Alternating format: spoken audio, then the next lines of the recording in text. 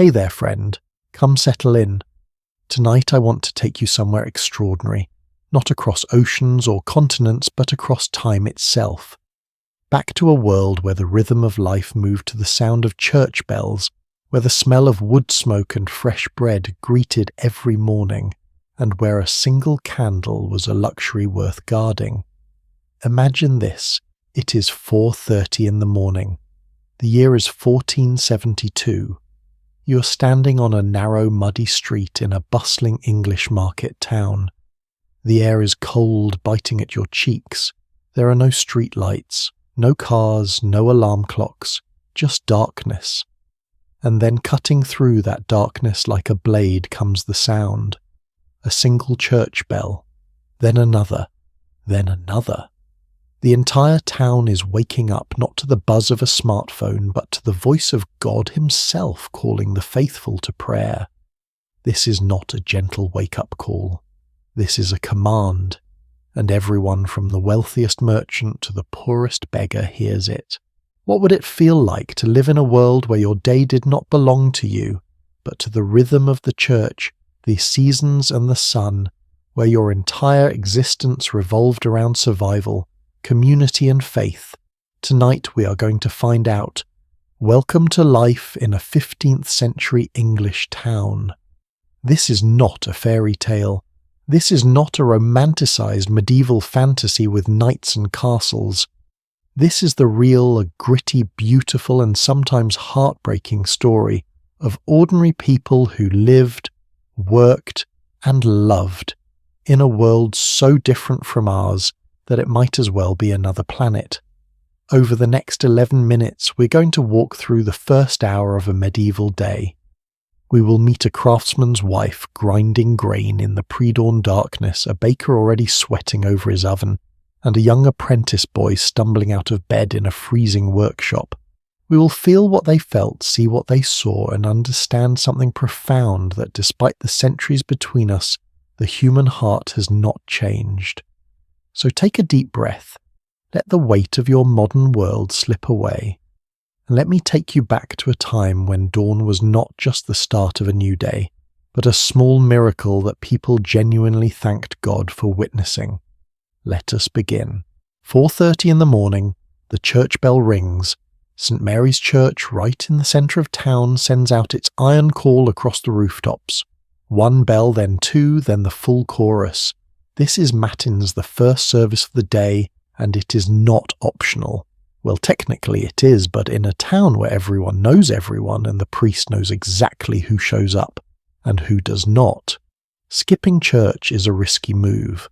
You will be noticed, you will be judged, and in a world where your reputation is everything, where your standing in the community can determine whether you get a good marriage, a fair price at the market, or help when your house catches fire, you do not skip church lightly. But here is the thing, not everyone actually goes to Matins. The truly devout, yes. The elderly widow who has nothing else to do, absolutely. The local priest, obviously. But the average working person, the craftsman, the baker, the brewer, the butcher, they are already awake, but they are not in church. They are working.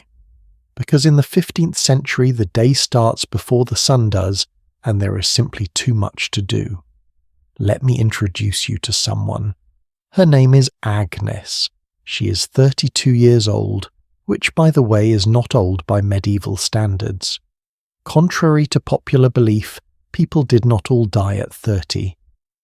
If you survived childhood, which admittedly was a big if you had a decent chance of living into your 50s, 60s, even 70s. Agnes is the wife of John a carpenter. They live above his workshop in a timber-framed house that leans slightly to one side. The walls are wattle and daub, basically woven sticks plastered with mud and straw. The floor is packed earth, covered with rushes that have not been changed in 2 months and are starting to smell. There is one main room where the family eats, works and sleeps. Privacy. Not a concept. Personal space does not exist. Agnes is already awake when the bells ring. She's been awake since 4. How does she know it is 4? She does not. Not exactly. There are no clocks in this house, no watches. Time is measured by the sun, the bells, and instinct. You learn to feel it. When you have lived your entire life waking before dawn, your body just knows. She's on her knees in front of the hearth, coaxing last night's embers back to life. This is harder than it sounds. If the fire went out completely overnight, she would have to go next door and beg a neighbour for hot coals. Humiliating, a waste of time, a sign of poor housekeeping, so she is careful. She blows gently on the embers, adds a handful of dry straw, watches it catch, then small sticks, then larger pieces of wood. The fire comes to life. The room begins to warm just a little. Now here is where it gets real. Agnes is not done, not even close. While the fire builds, she's already moving. She fills a pot with water from a bucket which she filled last night from the communal well 3 streets over. Fetching water is a daily chore, and it is back-breaking work. She sets the pot over the fire. This water will be for pottage, the thick, soupy stew that her family will eat for breakfast, lunch, and dinner. The ingredients, whatever they have. Today it is barley onions, a bit of salted pork fat, and some herbs. Tomorrow it might be oats and peas. Variety is not the point. Filling your stomach is. While the water heats, Agnes moves to the corner of the room where a large stone quern sits. This is a hand mill for grinding grain. It is 2 heavy stones, one on top of the other. You pour grain into a hole in the top stone, turn it with a wooden handle, and flour comes out the side. Simple, brutal. Agnes will spend the next 30 minutes grinding enough barley to make bread for the next 2 days. Her shoulders ache. Her hands are calloused. This is just Tuesday. Let me pause here and say something. When we think about medieval life, we often imagine it through the lens of fantasy. Castles, banquets, knights. But the reality for 95% of people was this unrelenting physical labour. Every single day, there were no days off. Sunday was the Sabbath, yes, but you still had to cook. You still had to feed the animals. You still had to keep the fire going. And if you were a woman, you had an additional burden. You were expected to do all of this while also managing the household, raising the children, and often helping your husband with his trade. Agnes is not lazy. She is not weak. She is a machine. And yet if you asked her if her life was hard, she would probably look at you like you were insane. Hard compared to what this is just life. Across the street in a slightly larger house, a man named Thomas is also awake. Thomas is a baker, and his day started even earlier than Agnes's, 3 in the morning. Why? Because bread takes time, a lot of time, and by the time the sun rises he needs to have fresh loaves ready for the people who will come to buy them. Thomas's bakery is attached to his house. The oven is enormous, made of brick and clay, and it takes hours to heat properly. He started the fire at 3. By 4 the oven is hot enough. By 4:30, when the church bells ring, he is already sliding the first batch of loaves onto a long wooden peel and shoving them into the oven's mouth. The heat is incredible. Even in the cold morning air, sweat is pouring down his face. His apprentice, a boy named Will, is supposed to be helping, but Will is only 12 and is still rubbing sleep from his eyes. Here is something fascinating. Thomas does not own this oven. The town does. Well, technically the lord of the manor does, but he lets the town use it in exchange for a fee. This is called a banalité, a feudal obligation. You're not allowed to bake bread in your own home, even if you have an oven, which most people do not. You have to use the communal oven and pay for the privilege. It is a monopoly. It is also a safety measure. Home ovens are fire hazards. In a town where every building is made of wood and thatch, one stray spark can burn down an entire street. so the communal oven makes sense. But it also means Thomas has to get up at 3 in the morning to claim his spot in line. Now let us talk about bread. In the 15th century, bread is not just food. It is currency. It is status. It is life itself. The kind of bread you eat tells everyone exactly who you are. The wealthy eat white bread made from finely milled wheat flour. It is soft, light, expensive. The middle-class people like Thomas and Agnes eat bread made from a mix of wheat and rye. It is darker, denser, but still decent. The poor eat bread made from barley, oats, or even peas. It is heavy, coarse, and sometimes barely edible. And the truly desperate eat bread made from acorns or chestnuts, which is not really bread at all, just a way to fill your stomach and postpone starvation. Thomas is baking rye bread today. 20 loaves. He will sell most of them. His family will eat too. The rest will go to the market, where they will be sold for a halfpenny each. A halfpenny does not sound like much, but in a world where a labourer earns 4 pence a day, it is significant. Bread is expensive because grain is expensive, and grain is expensive because farming is hard, unpredictable, and entirely dependent on the weather. One bad harvest and people starve. It happened in 1439. It happened in 1462. It will happen again. By 5 in the morning, the sky is beginning to lighten. Not sunrise yet, but the darkness is lifting. More bells ring. This is Lord's the second service of the day. Again, most people do not go. They are working. But the bells serve another purpose. They mark time.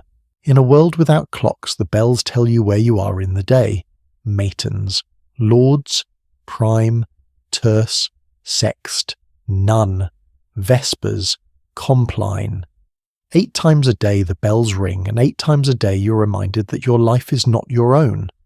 It belongs to God, to the church, to the rhythm of the liturgical calendar. Agnes has finished grinding the barley. Her arms are burning. She adds the flour to the pottage pot, which is now bubbling over the fire. The smell is starting to fill the room. It is not a bad smell. Earthy, simple, comforting. Her husband John is awake now. He stretches, scratches his beard, and stumbles over to the fire. He does not say good morning. He does not kiss her. He just sits down on a low stool and waits for food. This is not coldness. This is routine. In a world where survival takes precedence over sentiment, affection is shown through action, not words. Agnes feeds him. That is love. Their children are waking up now. 3 of them. A boy of 9, a girl of 6, and a baby of 1. The baby is in a wooden cradle near the fire. The other 2 sleep on straw mattresses in the corner. They are cold, cranky, and hungry. The girl, Emma, starts to cry. Agnes does not comfort her. She just hands her a piece of yesterday's bread and tells her to be quiet. Emma chews the bread. It is stale hard enough to hurt her teeth. She does not complain. She knows better. Here is something we need to understand. Childhood in the 15th century is not childhood as we know it. There is no concept of adolescence. You're a baby until you're about 7, and then you are a small adult. You work. You contribute. The boy Peter is already helping his father in the workshop, learning to plane wood, to hammer nails, to measure angles. The girl Emma is learning from her mother how to cook, how to spin wool, how to keep a house. By the time they are 12, they will be sent away. Peter will become an apprentice to another carpenter in another town. Emma will become a servant in a wealthier household. This is normal. This is expected. You do not keep your children at home. You send them out into the world to learn to work, to make connections. It is brutal. It is practical. It is survival. By 5:30 the town is fully awake. The streets are filling with people. Shutters are opening. Voices are calling out. The day has begun. And here is what strikes me about all of this. The sheer physicality of it. The relentlessness. The fact that every single thing we take for granted, running water, electric light, central heating, prepared food, is absent. Everything requires effort. Everything requires time. And yet people do it. They wake up every day and they do it. Not because they are heroes, not because they are saints, but because they have no choice. And maybe because there is a kind of dignity in it, a kind of meaning. We live in a world where convenience is king, where we can order food with a tap, where we never have to grind our own grain or fetch our own water. And that is a good thing. I am not romanticizing medieval life. It was hard, it was painful, it was short, but there is something to be said for a life where your labour has immediate tangible results, where you can see the bread you baked, the cloth you wove, the house you built, where your existence is not abstract, not digital, but real, solid, connected to the earth and the people around you. Agnes does not think about any of this. She is too busy. But as she ladles pottage into wooden bowls and hands them to her family as the first light of dawn begins to creep through the cracks in the shutters, there is a moment, just a moment, where she pauses, where she looks at her husband, her children, the fire, the food, and she is grateful. Not in a grand philosophical way, just in a quiet, bone-deep way. She is alive. Her family's alive. The fire is burning. There is food. That is enough. The bells ring again.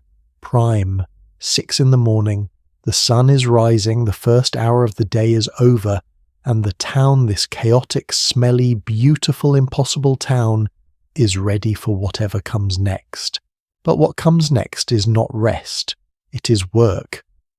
Hard, unrelenting, and for many the kind of work that will define their entire lives.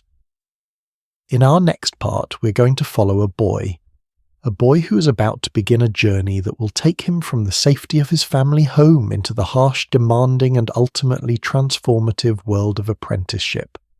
We are going to see what it really meant to learn a trade in the 15th century. The pain, the humiliation, the grinding years of labour, but also the pride, the skill, the moment when a boy becomes a master. Stay with me. The story is just beginning. So now you know what it feels like to wake up in a medieval town. You have seen Agnes grinding grain by firelight. You have watched Thomas the baker sweating over his oven at 3 a.m. You understand at least a little what it meant to live in a world where every moment was labour, where survival was not guaranteed, and where the church bells ordered your entire existence. But there is one person we have not met yet. One person whose story is going to break your heart and then put it back together in a way you did not expect. His name is William, but everyone calls him Will. He is 14 years old, and this morning, the morning we just walked through, is not just another morning for him.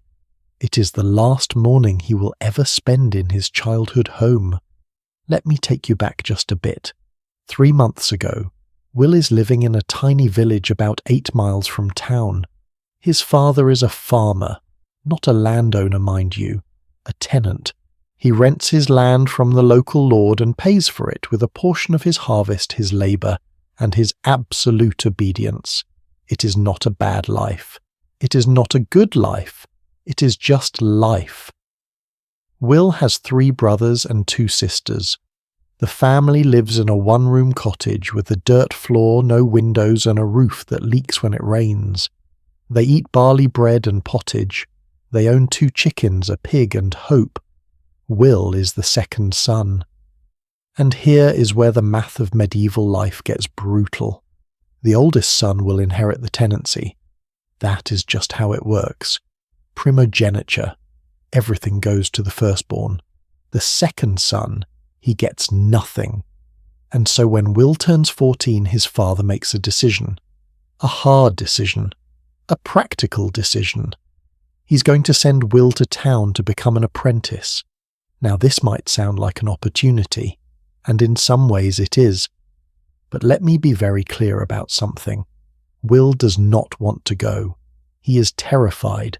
He's never been more than 5 miles from home. He has never slept anywhere except the corner of that one-room cottage surrounded by his family. And now his father is sending him to live with a stranger. To work for a stranger. For 7 years. 7 years without seeing his mother. Without hearing his sisters laugh. Without running through the fields he has known his entire life. But he has no choice. His father has already arranged it. He has already paid the fee. 12 shillings, a fortune for a farming family. But it is an investment. If Will completes his apprenticeship, he will become a freeman of the town. He will have a trade, a future. He might even become wealthy, or at least he will not starve. Probably. The master Will is being sent to is named Robert Goldsmith. Yes, that is his actual name. Goldsmith. In the 15th century, surnames are just starting to become hereditary, and most of them are occupational. You are a smith, you become Mr. Smith. You are a carpenter, you become Mr. Carpenter. Robert Goldsmith is a goldsmith. Shocking, I know. He makes rings, cups, brooches, and other fine metalwork for the wealthier residents of the town. He is not rich, but he is comfortable. He is a member of the Goldsmiths' Guild, which is one of the most prestigious craft guilds in England. He has a workshop, a house, a wife, and a reputation for being a fair master, but also a hard one. 3 months ago, Will and his father walked the 8 miles to town. It was the first time Will had ever seen so many buildings in one place. The first time he had smelled a town. And let me tell you, towns smell. Smoke, sewage, animals, tanning leather, which is one of the worst smells you can imagine, rotting fish, sweat, but also bread and ale and something else, possibility. They found Robert Goldsmith's workshop on Silver Street. Appropriate name. The workshop was a narrow 2-story timber building with a shop front on the ground floor and living quarters above. Robert himself answered the door. He was in his 40s, balding, with hands that were scarred and calloused, but also strangely delicate. The hands of a man who worked with tiny, precious things. Will's father did the talking. He was nervous, deferential. He called Robert Master Goldsmith and kept his eyes down. Robert looked Will up and down like he was inspecting a horse. He checked Will's teeth, his hands. He asked if Will could read. The answer was no. Most people cannot read. Robert did not seem bothered. Reading is not required for a goldsmith. Steady hands are, good eyes are, and most importantly, the ability to keep your mouth shut.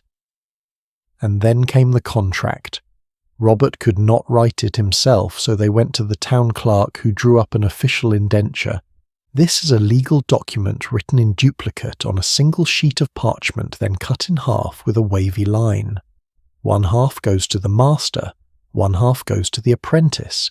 If there is ever a dispute, you match the 2 halves. The wavy cut proves they are authentic. Clever, right?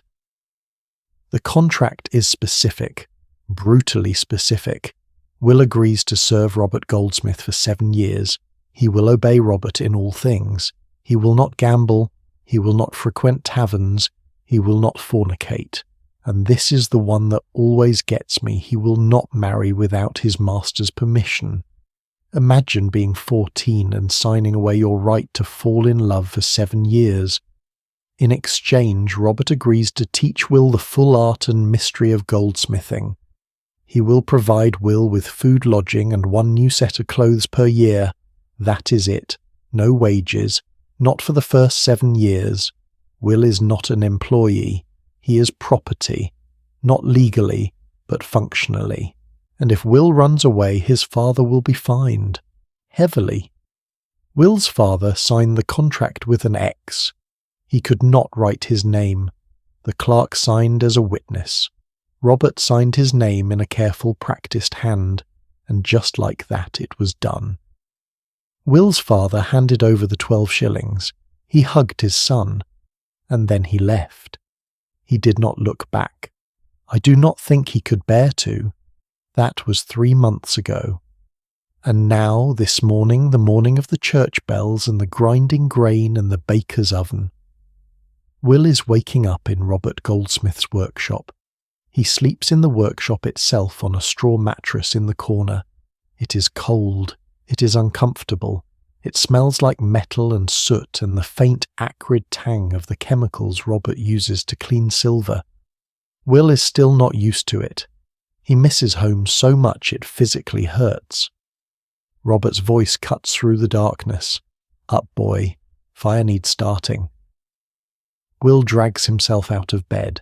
He's wearing the same clothes he wore yesterday.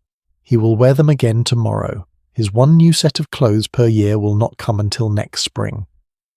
He stumbles to the hearth where the embers from last night are barely glowing. He does what Agnes did. He blows. He adds straw. He coaxes the fire back to life. This is his job. Every morning, no matter how tired he is, no matter how cold. Once the fire is going, he fills a bucket from the well in the courtyard. He hauls it back. He pours it into a large pot which he sets over the fire. This water will be used throughout the day, for drinking, for washing tools, for mixing with borax to make flux which is used in soldering. Will does not understand most of this yet. He just does what he is told. Robert appears. He's dressed and ready to work. His wife Marjorie brings bread and weak ale for breakfast. She's kind to Will. Not warm, but not cruel. She treats him the way you might treat a stray dog you have decided to keep. Useful, but not family. They eat quickly, and then the work begins. Here is what people do not understand about apprenticeship in the 15th century. It is not school. It is not vocational training. It is servitude with the promise of eventual freedom. For the first year, maybe 2, Will not touch gold. He will not learn to solder. He will not be trusted with anything valuable. He will sweep. He will haul water. He will pump the bellows to keep the forge hot. He will run errands. He will be the lowest form of life in the workshop, and he will be grateful for it. But slowly, if he is obedient, if he pays attention, if he does not complain, he will start to learn. Robert will let him watch, and watching is everything. There are no textbooks, no diagrams, no YouTube tutorials. You learn by watching your master's hands. You memorize the way he holds the hammer, the angle of the file, the exact moment when the metal is hot enough to work but not so hot that it will crack. And then one day Robert will hand Will a piece of scrap silver.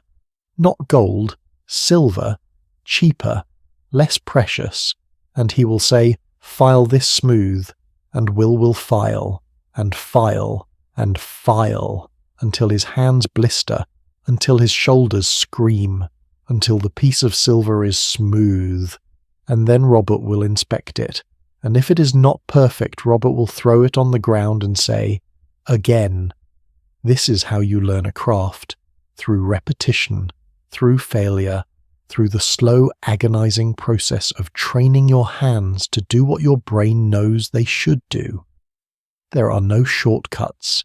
There is no quick mastery. You do it over and over and over until your body remembers.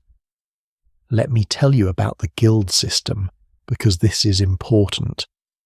Robert Goldsmith is not just a craftsman. He is a member of the Goldsmiths Guild. The guild is a combination of a trade union, a regulatory body, a religious fraternity, and a social club. It sets standards for quality. It controls who can practice the trade. It protects its members from outside competition. And it makes sure that the mysteries of the craft, the secret techniques, the special knowledge are passed down only to those who have earned the right to know them. The guild has rules, strict rules, A master can only take on a certain number of apprentices at a time, usually one, sometimes two, but only if the master has a wife to help manage the household. Why? Because an apprentice is not just a worker, he is a dependent. You have to feed him, house him, clothe him, and if he gets sick, you have to care for him. It is a massive responsibility. And here is the thing, not every apprentice makes it. Some run away. The homesickness, the harsh treatment, the sheer grinding boredom of the first few years, it is too much. Some get sick and die. Remember, this is a world without antibiotics. A simple infection can kill you. Some get caught stealing and are expelled from the guild in disgrace. And some, a significant number, complete their 7 years, present their work to the guild, and are told, not good enough, you are not ready. And they become journeymen instead of masters. A journeyman is a craftsman who has completed his apprenticeship, but has not yet produced a masterpiece worthy of guild approval. He's allowed to work, but only for wages and only under the supervision of a master. He cannot open his own shop. He cannot take on his own apprentices. He is stuck in limbo. Some journeymen stay journeymen their whole lives. It is a kind of tragedy. 7 years of servitude and you are still not free. But let us say everything goes well. Let us say Will survives his apprenticeship. He does not run away. He does not get sick. He learns. He watches. He practices. And at the end of 7 years, when he is 21 years old, he is ready. The guild tells him he must produce a masterpiece, a single piece of work that demonstrates everything he has learned. For a goldsmith, this might be a cup, or a ring, or a decorative brooch. It has to be perfect, flawless, worthy of the guild's reputation. Will spend weeks on it, maybe months. He pours everything he has into this one object. Every lesson, every scar on his hands, every moment of frustration and triumph, and when it is done, he presents it to the guild. The masters examine it, they weigh it, they look for flaws, they test the joints, they check the hallmark, and if it passes, if they approve, Will pays a fee, swears an oath, and becomes a master craftsman, a freeman of the town, a full member of the guild. And here is what that means. He can open his own shop. He can take on his own apprentices. He can marry. He can vote in town elections. He is no longer a boy. He is a man with a trade, with a future, with dignity. But we are getting ahead of ourselves. Right now, Will is still 14, still homesick, still sweeping the workshop floor and pumping the bellows and wondering if he made a terrible mistake. And honestly, I think about him a lot, about what it must have felt like to be that young and that alone, to have your entire future riding on your ability to endure, to keep going, to not give up. And you know what? I think there is something we have lost. We live in a world where we are told we can be anything, that we should follow our passion, that work should be fulfilling and meaningful and aligned with our authentic selves. And that is beautiful, it really is. But it is also a kind of luxury. Will did not get to choose his passion. He did not get to explore his options. He got to survive. And in surviving and enduring and mastering a craft through sheer bloody-minded determination, he found something. Not happiness, maybe, but purpose, belonging, a place in the world. There is a dignity in craftsmanship, in doing something well, in taking raw materials and turning them into something beautiful, something useful, something that will outlast you. Will does not know it yet, but the cup he will make 7 years from now will still exist 600 years later. Someone will find it in an antique shop. They will hold it in their hands and marvel at the delicacy of the work, and they will never know the name of the boy who made it, but he made it, and that matters. Robert is calling, the forge is hot, there is work to do. Will sets down the broom and walks toward his future, but Will's story is just one thread in the tapestry of this town. While he is learning to file silver in a dim workshop, the streets outside are exploding with life. The marketplace is opening, merchants are setting up stalls, vendors are shouting, money is changing hands, and in the middle of it all, in the noise and the chaos and the smell, something remarkable is happening. The entire economy of the town is on display, and it is nothing like you think. Come with me, let us go to the market. Picture this. It is 8 in the morning.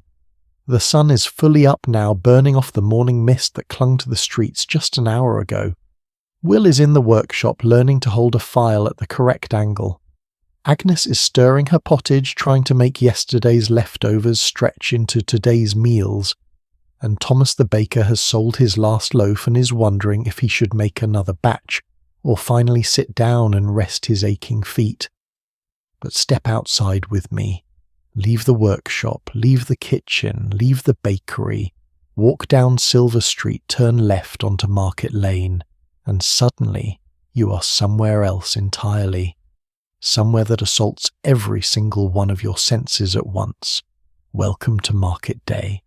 And trust me, nothing, absolutely nothing in your modern experience has prepared you for this. The noise hits you first. It is not just loud, it is a wall of sound. Dozens, maybe hundreds of voices all shouting at once. Fresh herrings caught this morning. Wool, fine wool from the Cotswolds. Ribbons lace come see.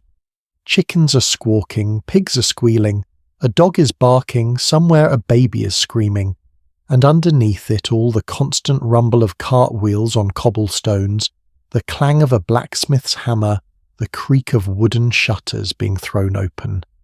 And the smell. Oh, the smell. Let me try to describe this to you. Imagine taking every smell you've ever associated with old, or organic, or unwashed, and then multiplying it by 1,000. There is the sweet yeasty smell of bread. Good. There is the earthy smell of vegetables pulled from the ground that morning still covered in dirt. Not bad. But then there is the smell of fish. Old fish. Fish that has been sitting in the sun for 3 hours.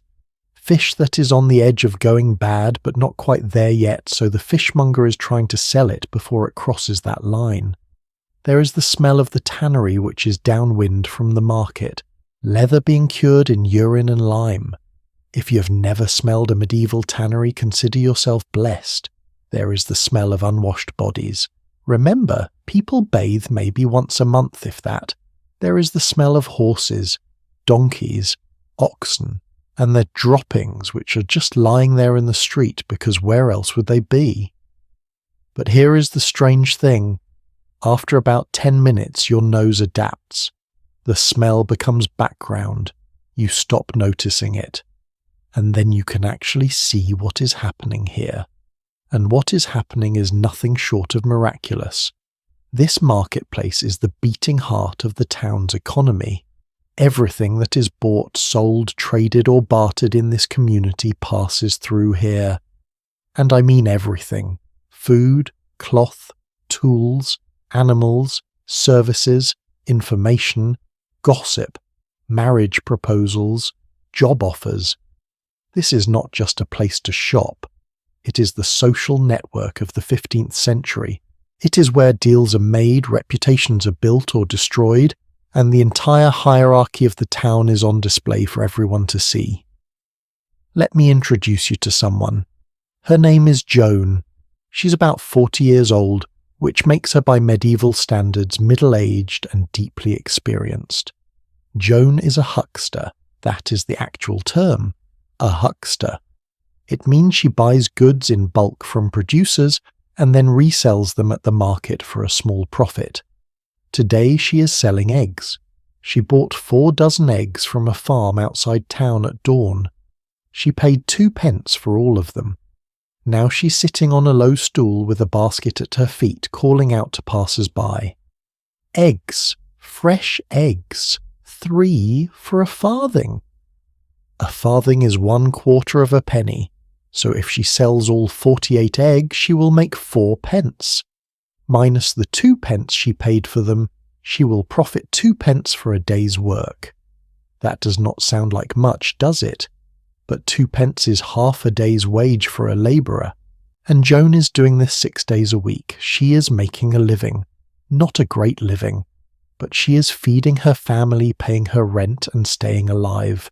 And in the 15th century, that is success. Joan is also doing something else. She is gathering information. She knows who is buying eggs and who is not. She knows which households are doing well, which are struggling. She knows who just got married, who just had a baby, who just died. She hears everything. And she remembers everything. In a world without newspapers, without social media, without any formal communication network, people like Joan are the algorithm. They are how information spreads. Next to Joan is a man named Peter. Peter sells cloth. Not expensive cloth. Not silk or velvet. Just plain sturdy wool and linen. The kind of fabric that ordinary people use to make shirts, skirts, blankets, and shrouds. Peter is not a weaver. He does not make the cloth himself. He is a merchant. He buys cloth from weavers in the countryside, brings it to town, and sells it at a markup. This is called the putting out system, and it is one of the earliest forms of capitalism. Peter provides the capital. The weavers provide the labour. Everyone profits. In theory. Peter is doing well. You can tell because his clothes are new. His boots are leather, not wooden clogs.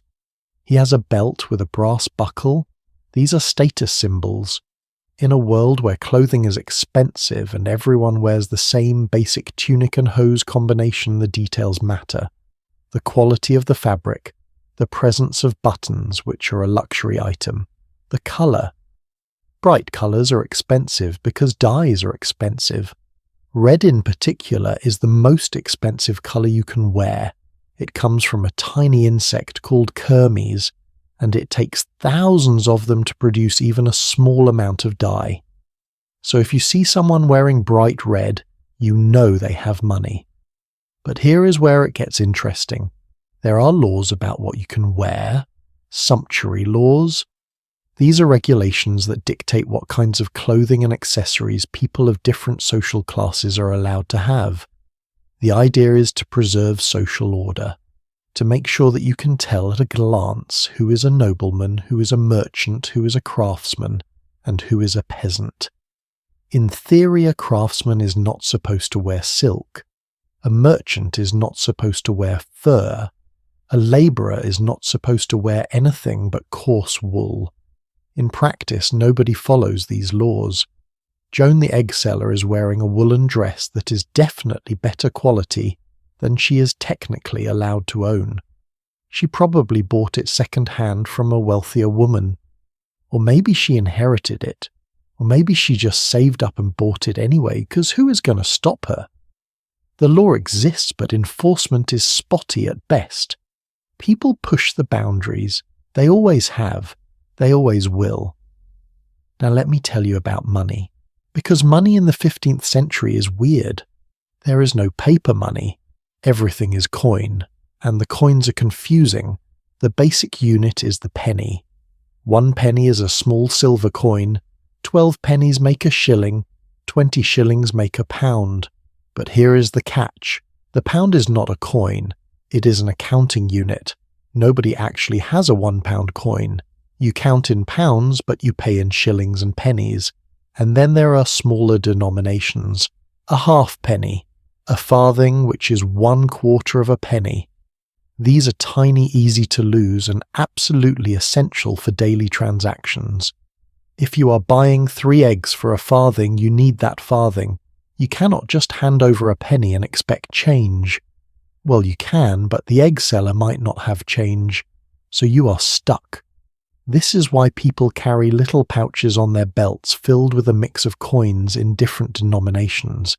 You have to plan your shopping, but wait, it gets weirder. Not all pennies are the same. Some are clipped. That means someone has literally cut a tiny piece of silver off the edge of the coin. This is illegal. It is also extremely common. People do it, melt down the clippings and sell the silver. The result is that the money supply is a chaotic mess of full-weight coins, clipped coins, and coins from different reigns that might or might not be accepted at full value. Every transaction is a negotiation. And then there is barter. A lot of transactions do not involve money at all. You trade a chicken for a length of cloth. You trade a day's labour for a sack of barley.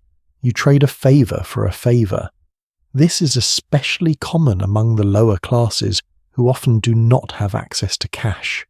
Money is for the wealthy. The poor trade. Let me show you something. Over there by the butcher's stall is a woman named Marjorie. Different Marjorie from Robert Goldsmith's wife. This is Marjorie the alewife. That is her actual title. An alewife is a woman who brews and sells ale, and in the 15th century this is one of the few trades that is dominated by women. Why? Because brewing is an extension of housework. You brew ale the same way you make bread. You mix grain, water and yeast. You let it ferment. You drink it before it goes bad, which happens quickly because there is no refrigeration. Marjorie brews ale in her kitchen. She makes about 10 gallons at a time. She sells it directly from her house, or she brings a jug to the market and sells it by the cup. Her ale is weak, maybe 1 or 2% alcohol. It is not about getting drunk. It is about having something safe to drink. Because remember, the water in town is not safe. The well is contaminated. The river is full of sewage. You boil water to make ale, which kills the bacteria. So ale is safer than water. Children drink ale. Pregnant women drink ale. Monks drink ale. Everyone drinks ale. Marjorie's ale cost a halfpenny per quart.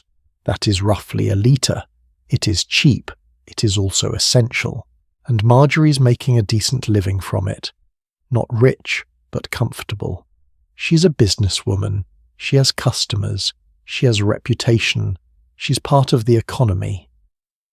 But here is the dark side. Marjorie's ale is regulated by the town. There is an official called the ale taster who is responsible for making sure that ale sold in the market meets minimum quality standards and is sold at a fair price. If Marjorie's ale is watered down, if she charges too much, if she uses bad grain, she can be fined. Or worse, she can be put in the cucking stool, which is a chair attached to a long pole. They tie you to the chair, parade you through the streets, so everyone can see your shame, and then they dunk you in the river. It is humiliating. It is also a very effective deterrent. The ale taster is a man named Geoffrey. He is not a professional. This is not his full-time job. He is a baker. But once a month he goes around to every household that brews ale, tastes it, and makes a report to the town court. It is a civic duty. And honestly, it is probably the best job in town.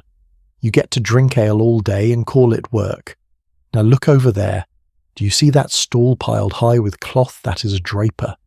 A draper sells expensive fabric, silk, velvet, brocade. This is not for ordinary people. This is for the wealthy, the merchant class, the minor nobility. The draper's name is William. Yes, another William. It is a popular name. William the draper has connections to London, to the great cloth markets of Flanders, to Italian merchants who import silk from the East. He is rich. He is powerful. He is on the town council. And he is here in the market because even the wealthiest merchants have to show their faces. They have to maintain their networks. They have to be seen. William is not just selling cloth. He is selling status. When you buy silk from William, you are buying a piece of a global trade network that stretches from England to Italy to China. You are buying proof that you have arrived, that you matter, that you're not just another face in the crowd. But here is what I find fascinating. In this market on this ordinary Tuesday morning, you have extreme inequality on display. You have Joan the huckster making 2p a day. You have Marjorie the alewife making maybe 6p a day. And you have William the draper, who probably makes more in a single transaction than Joan will see in a month. They are all here, in the same space, breathing the same air, shouting over the same noise, and they all know each other. This is a town of maybe 2,000 people. Everyone knows everyone. Joan knows that William's daughter just got engaged. William knows that Joan's son is apprenticed to a cordwainer or a shoemaker. Marjorie knows that William's wife prefers a particular kind of ale, and always buys from her. These are not strangers. They are neighbours, competitors, allies, enemies, sometimes all at once. There is a word for this: community. And I know that word gets thrown around a lot these days. We talk about online communities, brand communities, communities of interest. But this is a real community, a place where your survival depends on your relationships, where trust is currency, where reputation is everything. If you cheat someone in this market, everyone will know by sundown. If you sell bad fish, you will never sell fish again. If you are known to be honest, people will go out of their way to buy from you, even if your prices are slightly higher. The market is not just about supply and demand. It is about human relationships, about knowing who you can trust and who you cannot. And there is something beautiful about that, something we have lost. In our modern world, we buy from strangers. We order from websites. We never see the person who made our clothes, grew our food, or built our furniture. There is no relationship, no accountability, no community, just transactions. But there is also something brutal about it, because if you are poor in a small town, everyone knows there is no anonymity, no escape. Joan the huckster will never be anything more than a huckster. Her children might, if they are lucky, if they work hard, if they marry well. But Joan herself, she is trapped. The social hierarchy is rigid. Mobility is rare. And the market, for all its noise and chaos and possibility, is also a daily reminder of exactly where you stand. The church bells ring. It is 9 a.m, terse, the 3rd hour. The market is at its peak. The noise is deafening. The smell is overwhelming. And in the middle of it, all transactions are happening. Goods are changing hands. Money is flowing. Information is spreading. The economy's alive, and somewhere in this crowd a young man is looking for a wife, because the marketplace is not just where you buy bread and sell eggs. It is where you find your future, where matches are made, where families negotiate alliances, where love, if you are very lucky, might just find you. The dance of courtship and marriage in the 15th century is about to begin, and it is nothing like you expect. Stay close. This is where things get personal. There he is, standing near the cloth merchant's stall, pretending to examine a length of green wool but really scanning the crowd. His name is Edmund. He is 23 years old. He finished his apprenticeship as a cordwainer or shoemaker 2 years ago. He passed his guild examination. He presented his masterpiece, a pair of leather boots so perfectly stitched that the guild masters had nothing to criticize. He is now a freeman of the town, a master craftsman with his own small shop on Cordwainer Street. He has a future, he has prospects, and according to his mother, his married older sister, and basically every woman over the age of 40 who knows him, he desperately needs a wife. Edmund is not opposed to the idea. In fact, he wants to get married. But here is the problem. In the 15th century, you do not just fall in love and get married. Well, you can. But it is complicated. Marriage is not primarily about love. It is about property, about alliances. For ordinary people, for people like Edmund, the average age of marriage is much older. Most men marry in their mid to late 20s. Most women marry in their early 20s. Why? Because you have to establish yourself first. You have to finish your apprenticeship. You have to save money. You have to be able to support a family. Marriage is expensive, and nobody's going to let their daughter marry a penniless apprentice boy with no prospects. There is actually historical evidence for this. Records from the town of York in 1477 show that the average age of marriage for men was 26. For women, it was 22. In rural areas, it was slightly younger, but not by much. This is not speculation. This is data. Real data from real people. So Edmund at 23 is right on schedule. But that does not make it any easier. He sees a girl across the market. She's maybe 19, 20 years old. Dark hair pulled back under a white linen coif. A practical wool dress, well worn but clean. She's with an older woman, probably her mother, and they are buying vegetables. Edmund does not know her name, but he has seen her before. She's the daughter of a tanner. He knows this because he knows everyone. This is a small town. Here is what Edmund is thinking. The tanner's daughter is a possibility. Her father is a craftsman like Edmund. Same social class. That is good. Her family has some money. Not rich, but comfortable. Also good. She is young, healthy, and from what he can see, not obviously deformed or diseased. In the 15th century, these are legitimate concerns, and she is unmarried, which at 19 or 20 is starting to raise questions. Why is she still single? Is something wrong with her? Or is her father just being picky? What Edmund does not know, what he cannot know from looking at her across a crowded market, is what kind of person she is. Is she kind? Is she cruel? Is she hard-working? Is she lazy? Does she have a sense of humour? Does she nag? Will she be a partner or an adversary? These are important questions, but there is no dating, no getting to know each other over coffee. You make your best guess based on reputation, family connections, and whatever brief interactions you can engineer. Let me tell you a real story.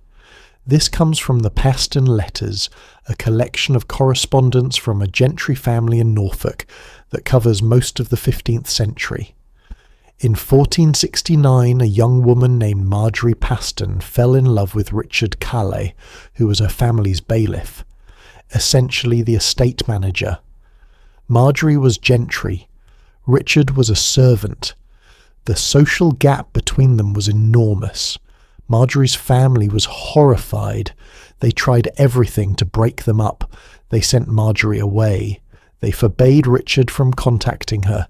They threatened him with violence. But here is the thing. Under church law, the only thing that mattered for a valid marriage was consent.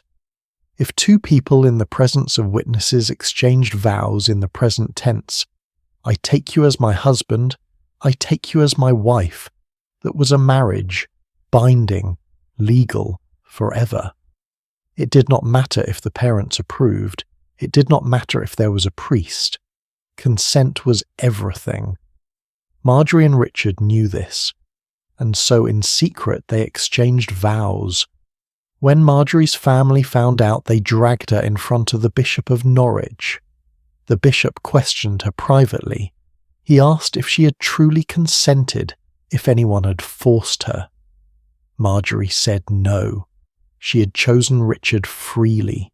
She loved him. And the bishop, bound by church law, had no choice. He declared the marriage valid. Marjorie's family disowned her, cut her off completely.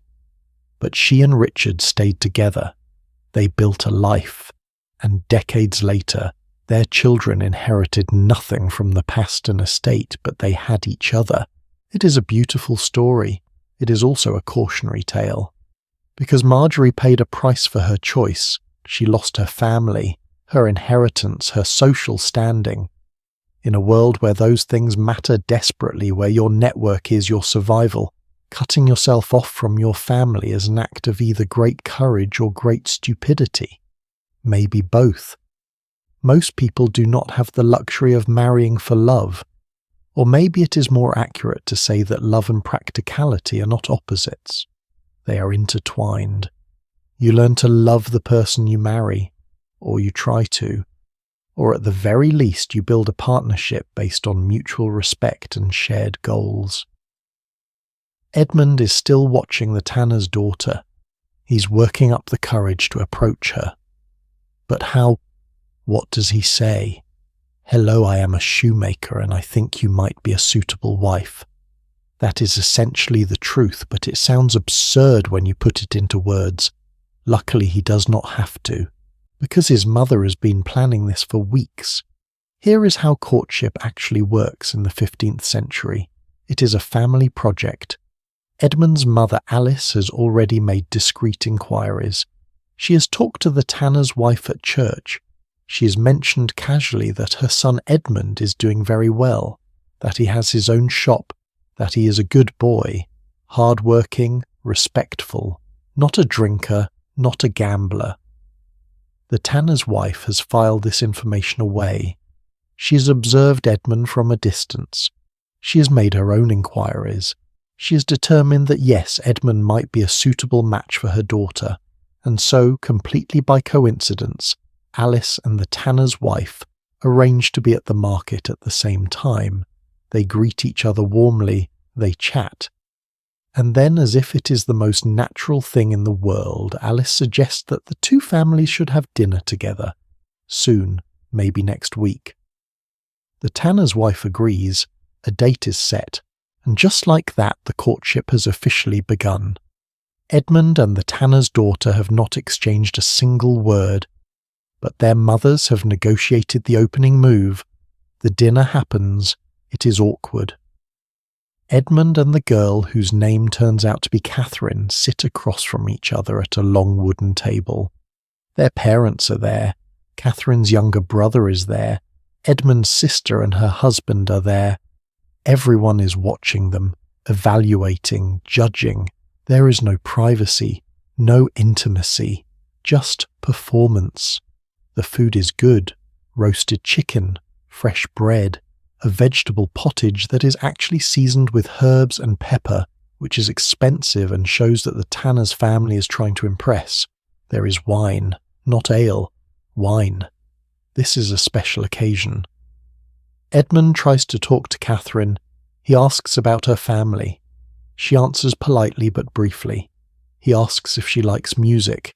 She says yes. He asks if she plays an instrument. She says no. The conversation stalls. It is excruciating, but also it is normal. This is how it works. You're not supposed to be charming or witty. You're supposed to be respectable, appropriate, safe.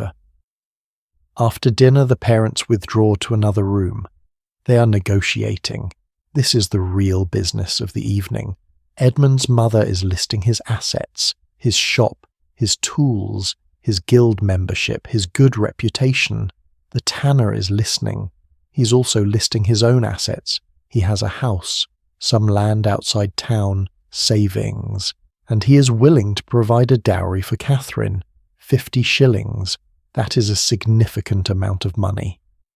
More than £4, Edmund's mother counters. She wants 60. The tanner holds firm at 50. They settle on 55.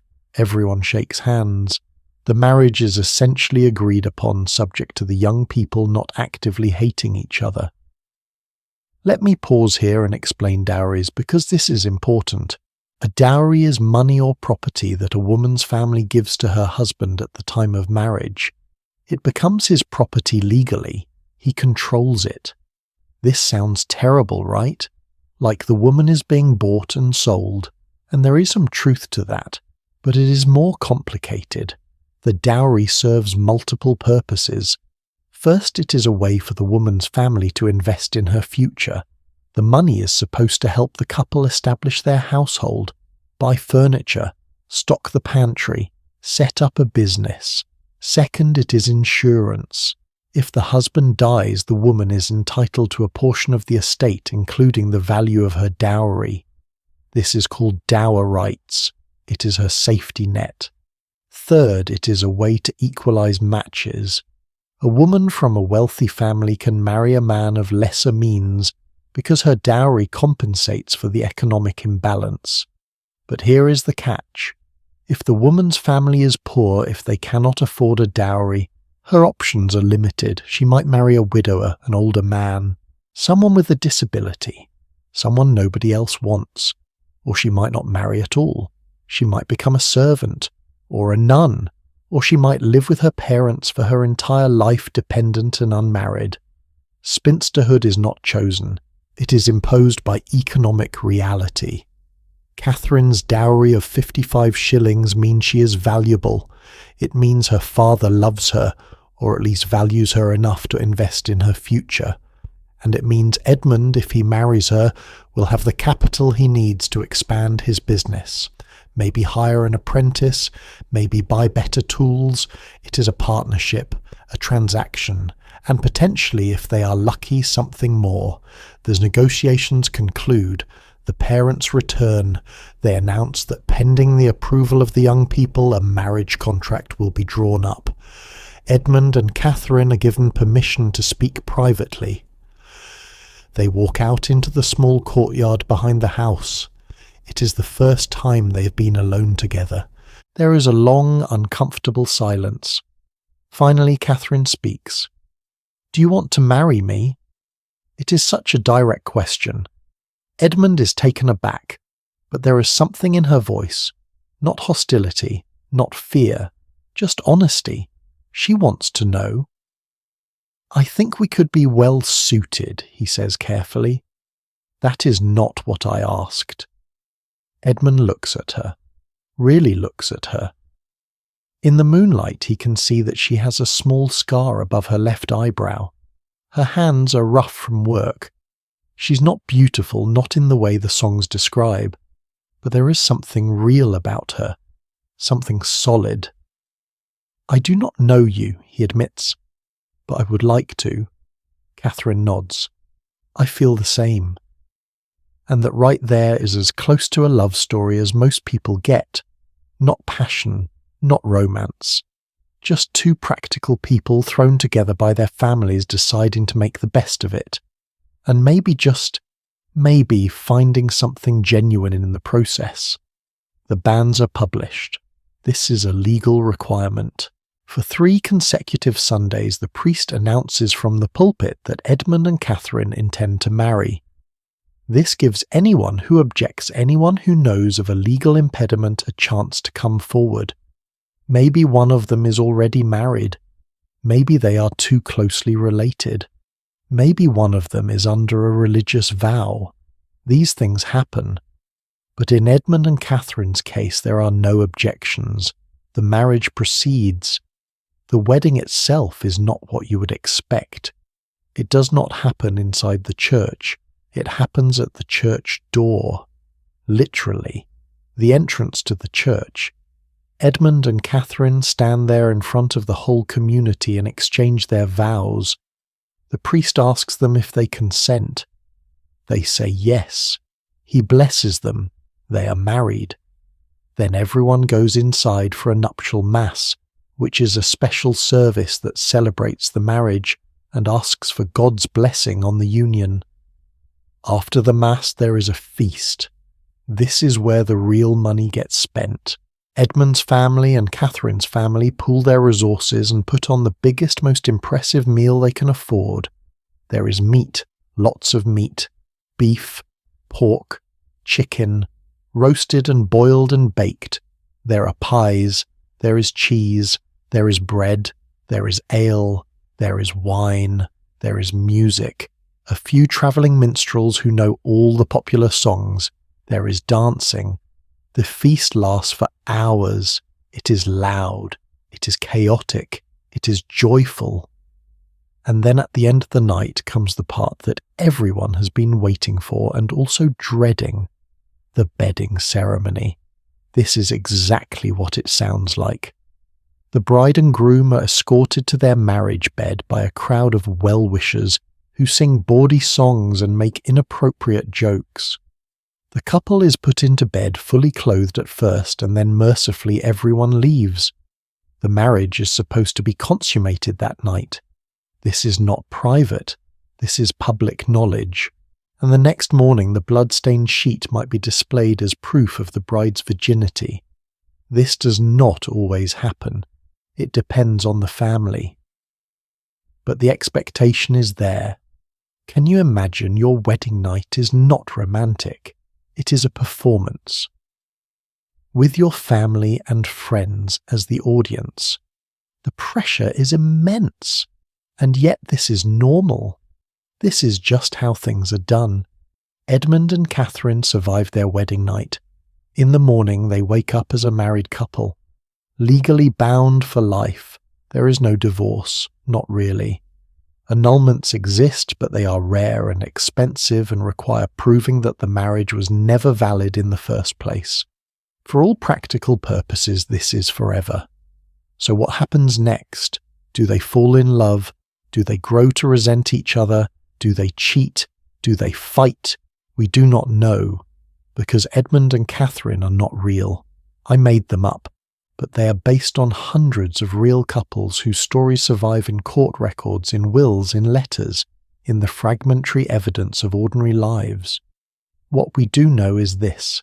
Some marriages were happy, some were miserable. Most were somewhere in between. A working partnership, a shared life.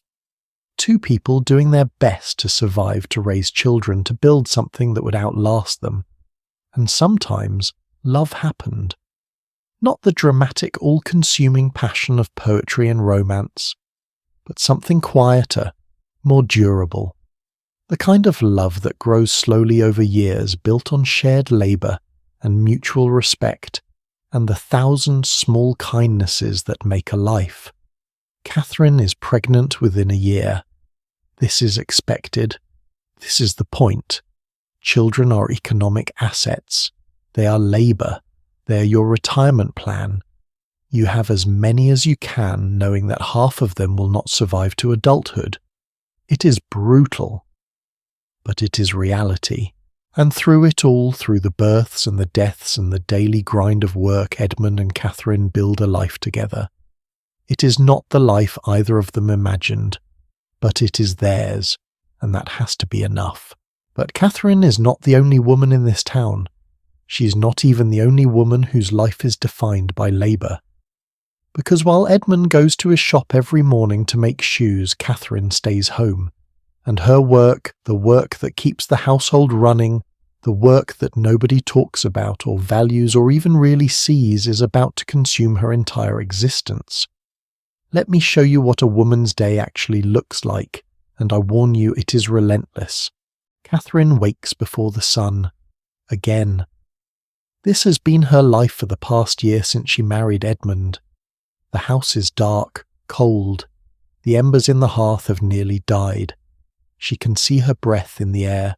Her back aches. Her hands are raw. And she is 6 months pregnant with her first child. She does not complain. What would be the point? This is what women do. What they have always done. What her mother did.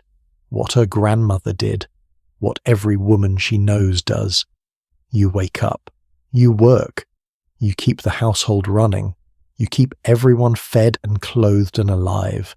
And you do it all again the next day. And the next. Until you die. If that sounds bleak, well, it is. But it is also not the whole story. Because there is a complexity to women's lives in the 15th century that we often miss. Women are not just victims. They are not just property. They are workers, managers, entrepreneurs. They have agency within very strict limits, and some of them push those limits in ways that are genuinely remarkable. But let me start with Catherine, because her story, ordinary and unremarkable as it is, represents the reality for the vast majority of women in medieval England. Catherine is 20 years old. She's been married for 1 year. She lives in a modest house on Cordwainer Street with her husband Edmund. The house is small, 2 rooms, one above the other. The ground floor is Edmund's workshop where he makes shoes. The upper floor is where they live. 1 room, 1 bed, one table, one hearth, no running water, no privacy, no separation between work and life. Catherine's day begins at 4:30 in the morning, just like Agnes's did. In fact, Catherine's routine is almost identical to what we saw earlier. Light the fire, fetch water, prepare food, but there is more, so much more. Let me walk you through it. First, the fire. This is not just a matter of convenience. The fire is life. It provides heat, light, and the means to cook. If the fire goes out, everything stops. So Catherine tends it constantly. She feeds it. She banks it at night to keep the embers alive. She sweeps the ashes. She hoards fuel, which is expensive. Wood costs money. Charcoal costs more. Peat, if you can get it, is cheaper but burns dirty. Every piece of fuel is precious. Once the fire is going, Catherine begins the morning meal. But here is what you need to understand. There is no such thing as making breakfast in the modern sense. You do not crack eggs into a pan and toast some bread. Everything, and I mean everything, is made from scratch. The bread, you baked it yesterday, or the day before using flour you ground yourself. The porridge, you're cooking grain that you have to sort through, first picking out stones and insects. The ale, you brewed it last week, and you have to check that it has not gone sour. And while the food is cooking, Catherine is doing 5 other things at once. She's spinning thread. Yes, while she's cooking.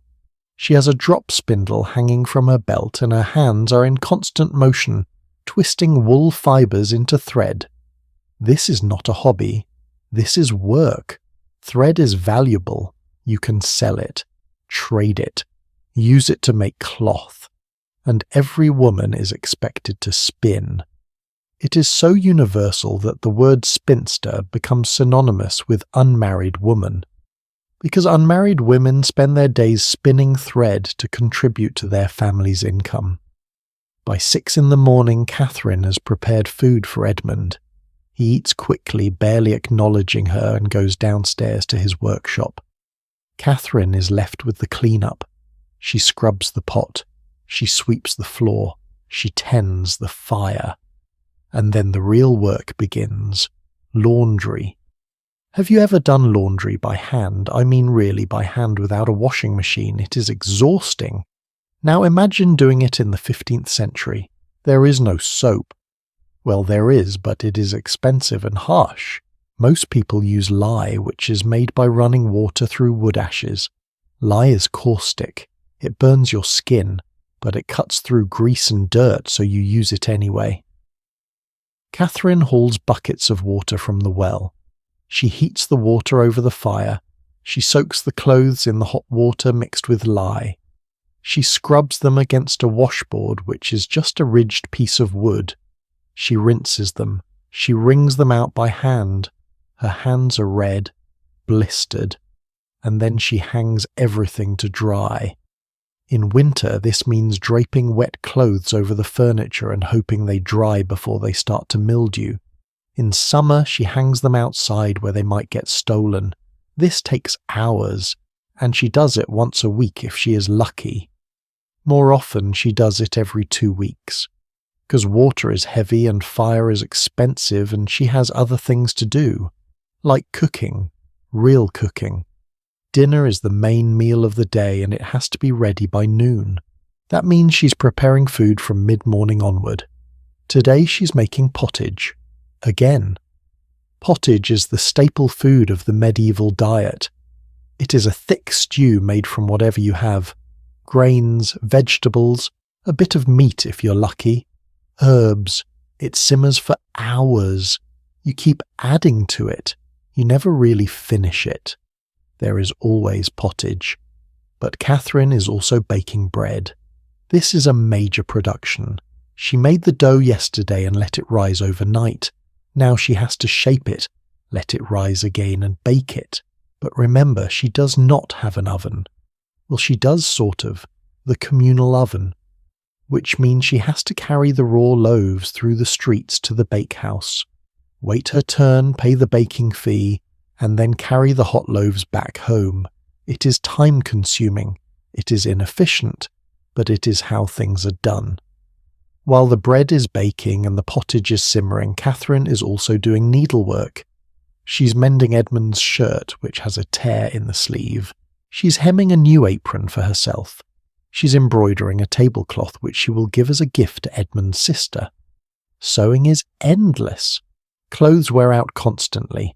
They tear, they fray, they get stained, and you cannot just buy new ones. Clothing is expensive. A single shirt can cost as much as a week's wages, so you mend, you patch, you make do. And then there is childcare.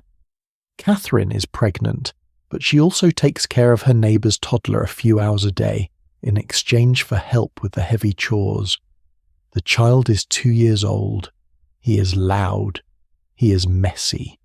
He requires constant supervision to keep him from falling into the fire or drinking the lye water or wandering into the street. Catherine ties him to a chair sometimes just so she can get work done. This sounds cruel, but it is practical. You do what you have to do. By afternoon, Catherine is exhausted, but she is not done. She has to go to the market. She needs vegetables. She needs salt. She needs thread because she's running low. She wraps a shawl around her shoulders, takes a basket, and walks the 3 streets to the market square. Here is where things get interesting. Because the marketplace is not just where Catherine shops, it is where she works. She's a huckster like Joan. She buys eggs from a farmer early in the morning and sells them in the afternoon at slight markup. It is not much money, a few pence a week, but it is hers. And in a world where married women have almost no legal rights, where everything they own technically belongs to their husbands, having your own income, however small, is a form of power. English law in the 15th century operates under a principle called coverture.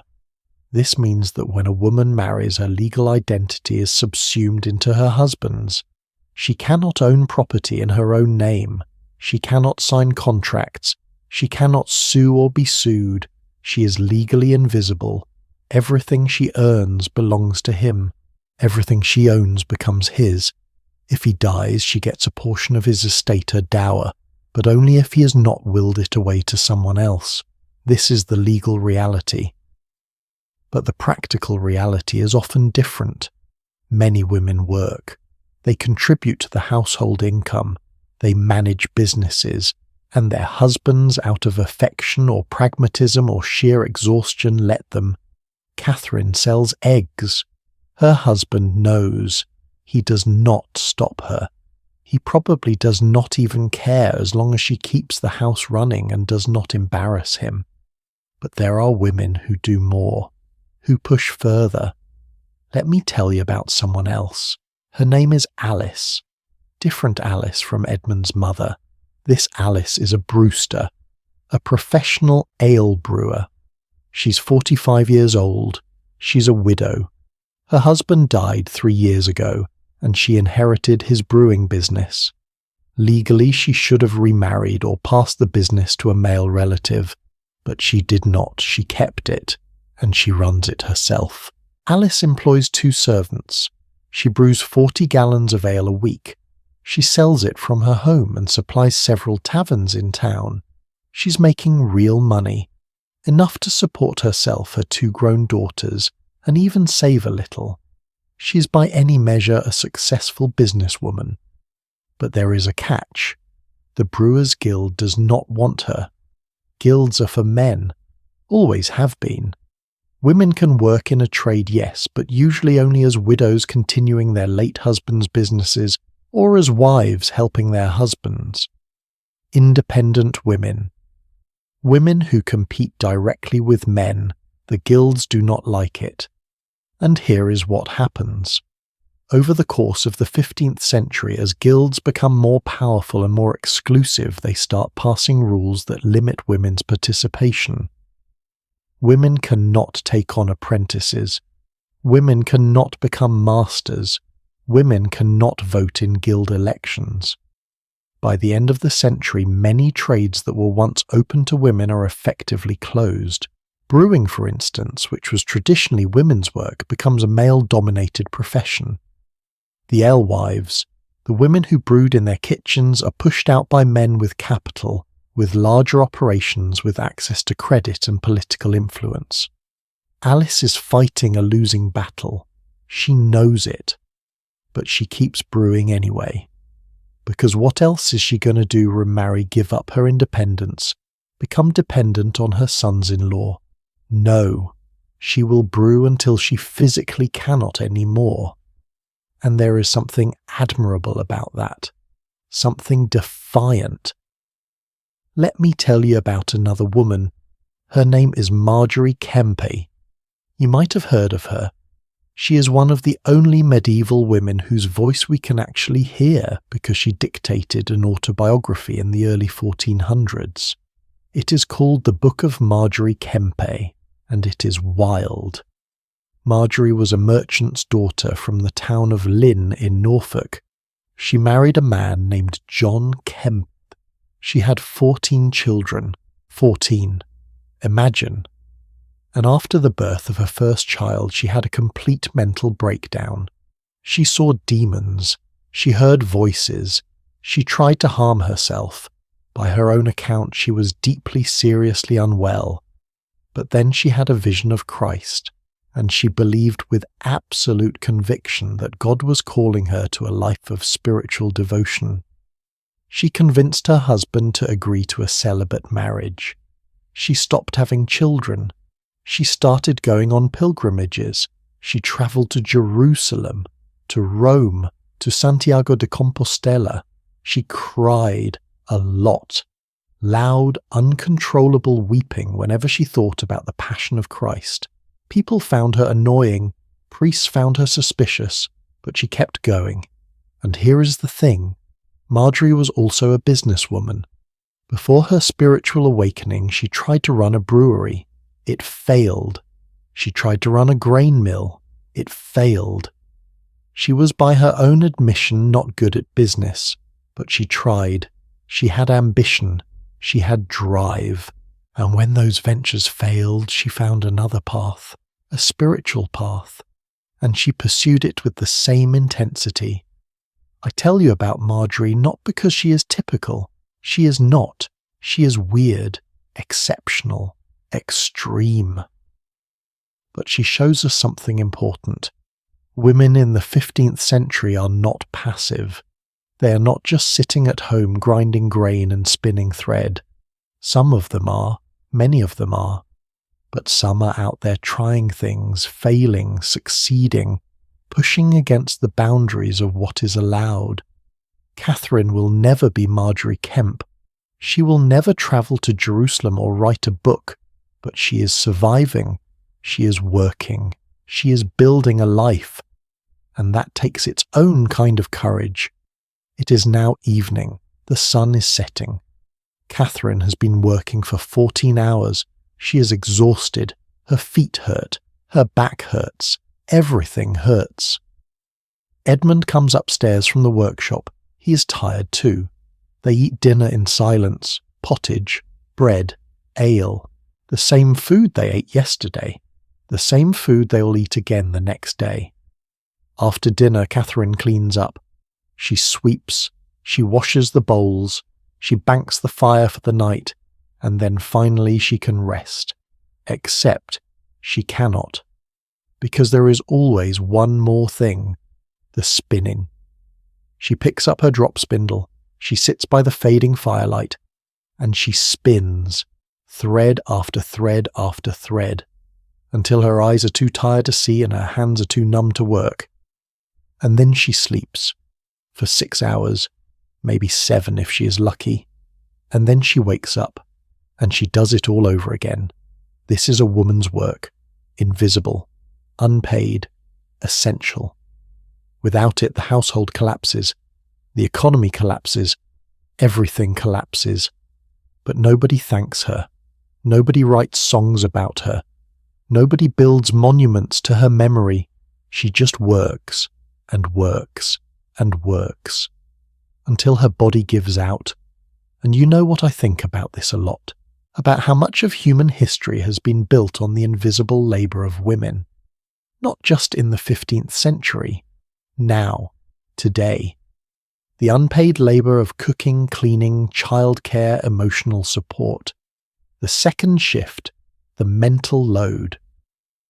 We like to think we have moved past this, that we've achieved equality, but have we really? Catherine does not have a choice. She cannot opt out. She cannot hire help except in rare circumstances. She cannot split the chores 50-50 with Edmund. This is her life, her burden, her fate. But here is the thing. She endures. She survives. She finds small moments of joy, a kind word from a neighbour, a successful batch of bread, the feeling of her baby moving inside her. These are not grand sweeping triumphs, but they are real, and they matter. The fire burns low. Catherine is asleep, and outside the church bells ring. Compline, the last service of the day. The town is settling into night. But before we join them in sleep, before we let the darkness fall, there is one more thing we need to understand. The church. The ever-present, all-powerful, inescapable church. It is time to talk about faith, because everything we have seen so far, every moment of every day, is shaped by religion. The church bells that mark the hours, the prayers that begin and end each day, the fear of damnation, the hope of salvation. You cannot understand life in the 15th century without understanding the church, and the church, as we are about to see, is far stranger and more complex than you might imagine. Come, let me show you what faith really looked like. Close your eyes for a moment. Imagine you are standing in the centre of town at noon. What do you hear? Not car horns, not sirens, not the hum of electricity or the buzz of smartphones. You hear bells, church bells, ringing from the stone tower of St. Mary's, echoing off the timber buildings, reverberating through every street, every alley, every corner of this town. The bells ring 8 times a day, every single day. They have rung every day for as long as anyone can remember. They will ring every day until the end of time. This is not background noise. This is the voice of God. This is how you know what time it is, how you know when to pray, when to work, when to rest. The bells structure your entire existence, and if you ignore them, if you fail to cross yourself when they ring, if you do not pause in your work and murmur a quick prayer, people notice. Your neighbours notice, and they wonder, is something wrong with you? Are you a heretic? Are you damned? Welcome to the religious life of 15th century England, where faith is not a private matter, where salvation is not guaranteed, where every moment of your existence is shadowed by the presence of the church, the weight of sin, and the terrifying possibility that you might spend eternity in hell. And here is the thing that might surprise you.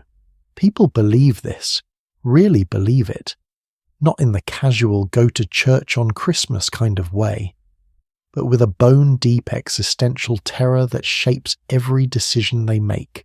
The church is not optional. It is not one part of life. It is life and death and everything after. Let me take you inside. It is Sunday morning. Everyone, and I mean everyone, is required to attend Mass. This is not a suggestion. This is law, canon law, which is church law, and it is enforced with real consequences. If you skip Mass without a good reason, you can be fined. You can be publicly shamed. You can be excommunicated, which means you are cut off from the church, from the sacraments, from any hope of salvation. And in a world where the church controls access to heaven, excommunication is a death sentence for your soul. So people go, they wake up early, they put on their best clothes, or at least their cleanest clothes, and they walk to St. Mary's Church, the only stone building in town besides the manor house. The church is huge, imposing, dark. The windows are small, covered with expensive coloured glass that filters the sunlight into pools of red and blue and gold. The air smells like incense and old stone and candle wax. It is cold even in summer, and it is packed. There are no pews, not yet. Those do not become common until much later. People stand. The wealthy stand near the front. The poor stand in the back. The very wealthy have their own private chapels inside the church, partitioned off with wooden screens, where they can hear Mass without mixing with the common folk. Class hierarchy is even enforced in the house of God. The priest enters. His name is Father William. Yes, another William. He is in his 50s, balding with a paunch that suggests he eats better than most of his parishioners. He's wearing elaborate vestments, heavy robes embroidered with gold thread. These vestments cost more than most people in this church will earn in their entire lives. The church is rich, staggeringly rich. It owns land. It collects tithes, which is a 10% tax on everyone's income. It receives donations, bequests, bribes, and all of that wealth is on display. In the vestments, in the altar cloths, in the silver chalice that holds the wine, in the gold monstrance that holds the consecrated host, the Mass begins. It is in Latin. Nobody understands Latin except the priest and maybe a handful of educated merchants. But that is not the point. The point is the ritual, the mystery, the sense that something sacred is happening, something beyond human understanding. Father William raises the chalice. He speaks the words of consecration. Hoc est enim corpus meum. This is my body. And at that moment, according to church doctrine, the bread and wine literally physically transform into the body and blood of Jesus Christ. This is called transubstantiation. It is a miracle. It happens at every Mass. And people believe it. When the host is elevated, when Father William lifts the consecrated bread above his head, for all to see, everyone in the church falls to their knees. They bow their heads. Some people weep, because they are in the presence of God. Physically, actually. In the flesh. This is not metaphor, this is reality. Can you imagine believing something that completely, that intensely, I am not sure we can? We live in a world of doubt, of skepticism, of scientific thinking. But in the 15th century, faith is not a choice. It is a fact. God exists. Heaven exists. Hell exists. And your eternal soul hangs in the balance. After Mass, people linger. They gossip. They conduct business. The churchyard is a social space. Children play. Dogs wander. Merchants make deals. The church is not just a place of worship. It is the community centre, the courthouse, the bank, the hospital, the school. It is everything. But the church is also a place of fear. Let me tell you about sin. In the 15th century, sin is not just bad behaviour. It is a spiritual poison. It corrupts your soul. It separates you from God. And if you die in a state of mortal sin, unconfessed and unabsolved, you go to hell. Forever. Eternal torment. Fire and suffering and the gnashing of teeth. This is not a metaphor. This is what people believe will happen. So confession is essential. You are required to confess your sins at least once a year during Lent. But most people confess more often. Once a month. Once a week. Some people confess every day. They kneel in the dark corner of the church. They whisper their sins to the priest through a wooden screen. Father, I lied to my neighbour about the price of wool. Father, I had impure thoughts about the baker's daughter. Father, I skipped my morning prayers because I was too tired. And the priest listens. He assigns penance. Say 10 Hail Marys. Give alms to the poor. Fast for 3 days. And then he absolves you. Ego te absolvo. I absolve you. Your sins are forgiven. Your soul is clean. until you sin again, which you will because you are human. There is something profoundly psychological about this system. It creates a cycle of guilt and relief. You sin, you feel terrible, you confess, you are forgiven, you feel better, and then you sin again. It is exhausting, but it is also comforting, because no matter how bad you are, no matter what you have done, there is always a path back to grace, always a way to be forgiven, unless, of course, you die before you can confess.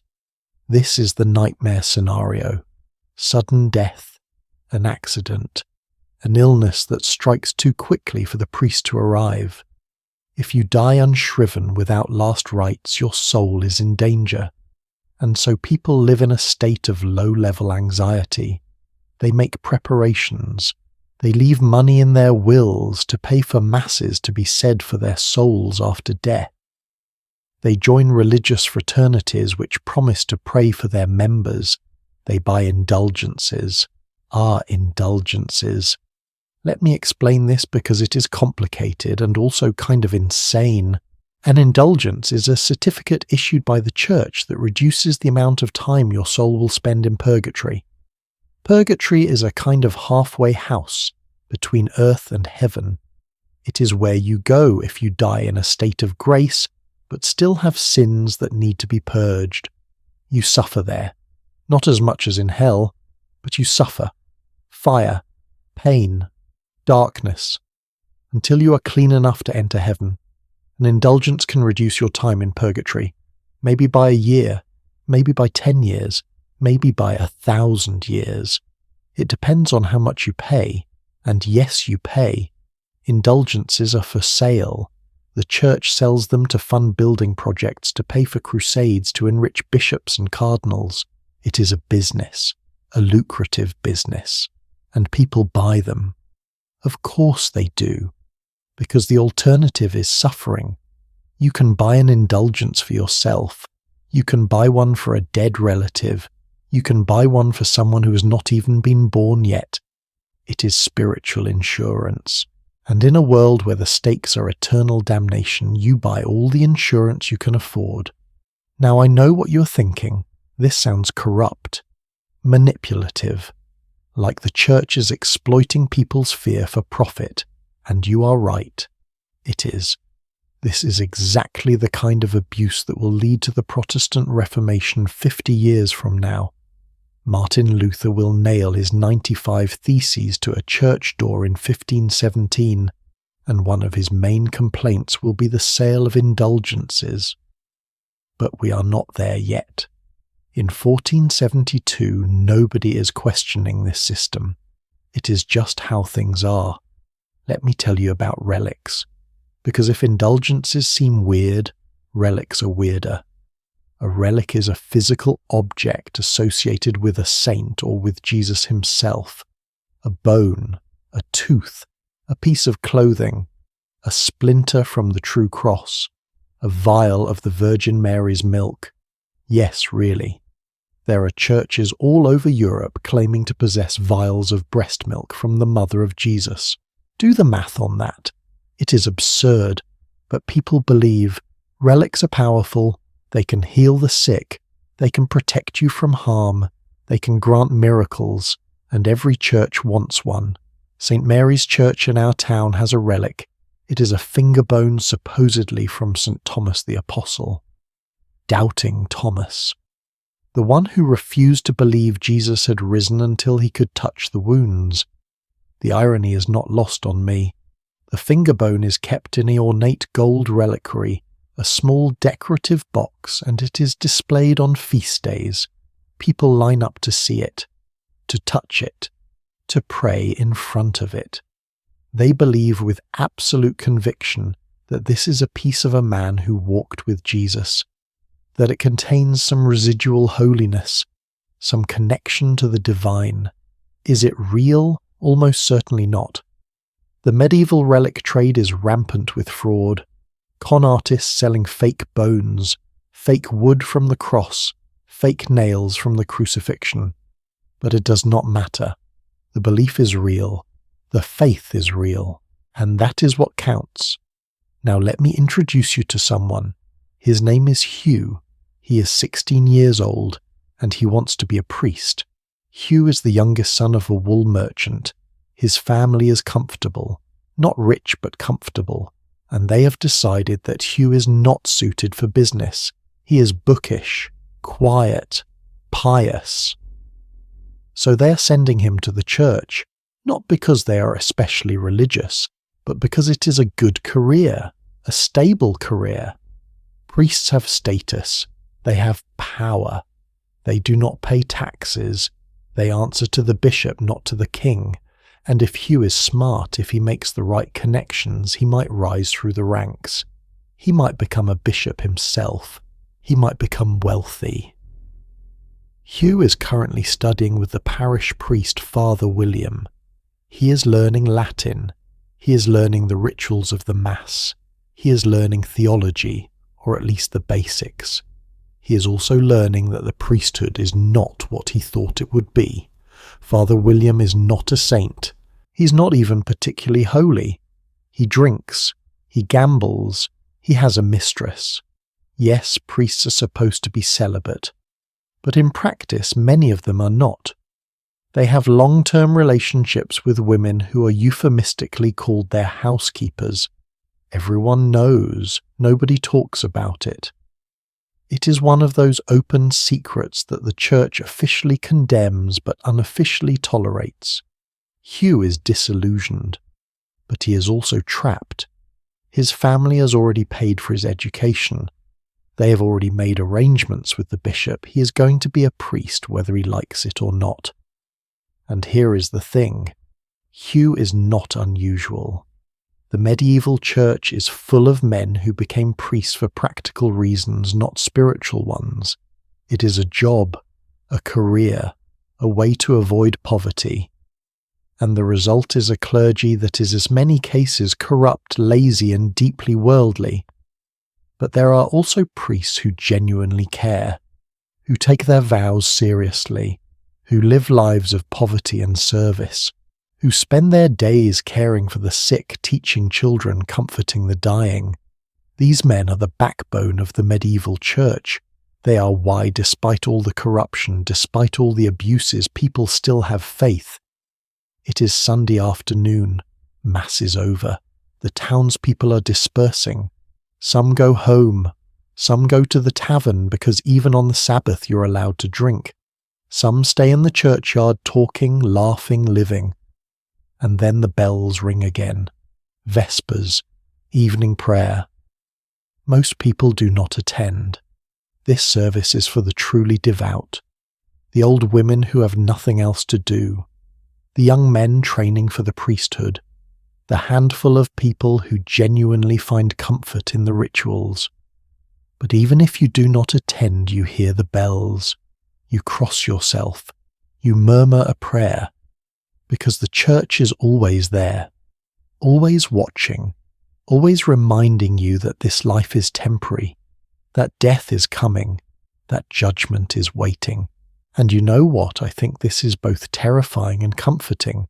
Terrifying because the stakes are so high. One mistake, one unconfessed sin, and you could be damned forever. But comforting because there is structure, certainty, a clear path to follow. Do this, believe this, confess this, and you will be saved. It is not ambiguous. It is not relativistic. It is absolute. We live in a world of infinite choice, of personal spirituality, of find your own truth. And that freedom is wonderful. It really is. But it is also exhausting, because there is no map, no guarantee, no authority to tell you that you are doing it right.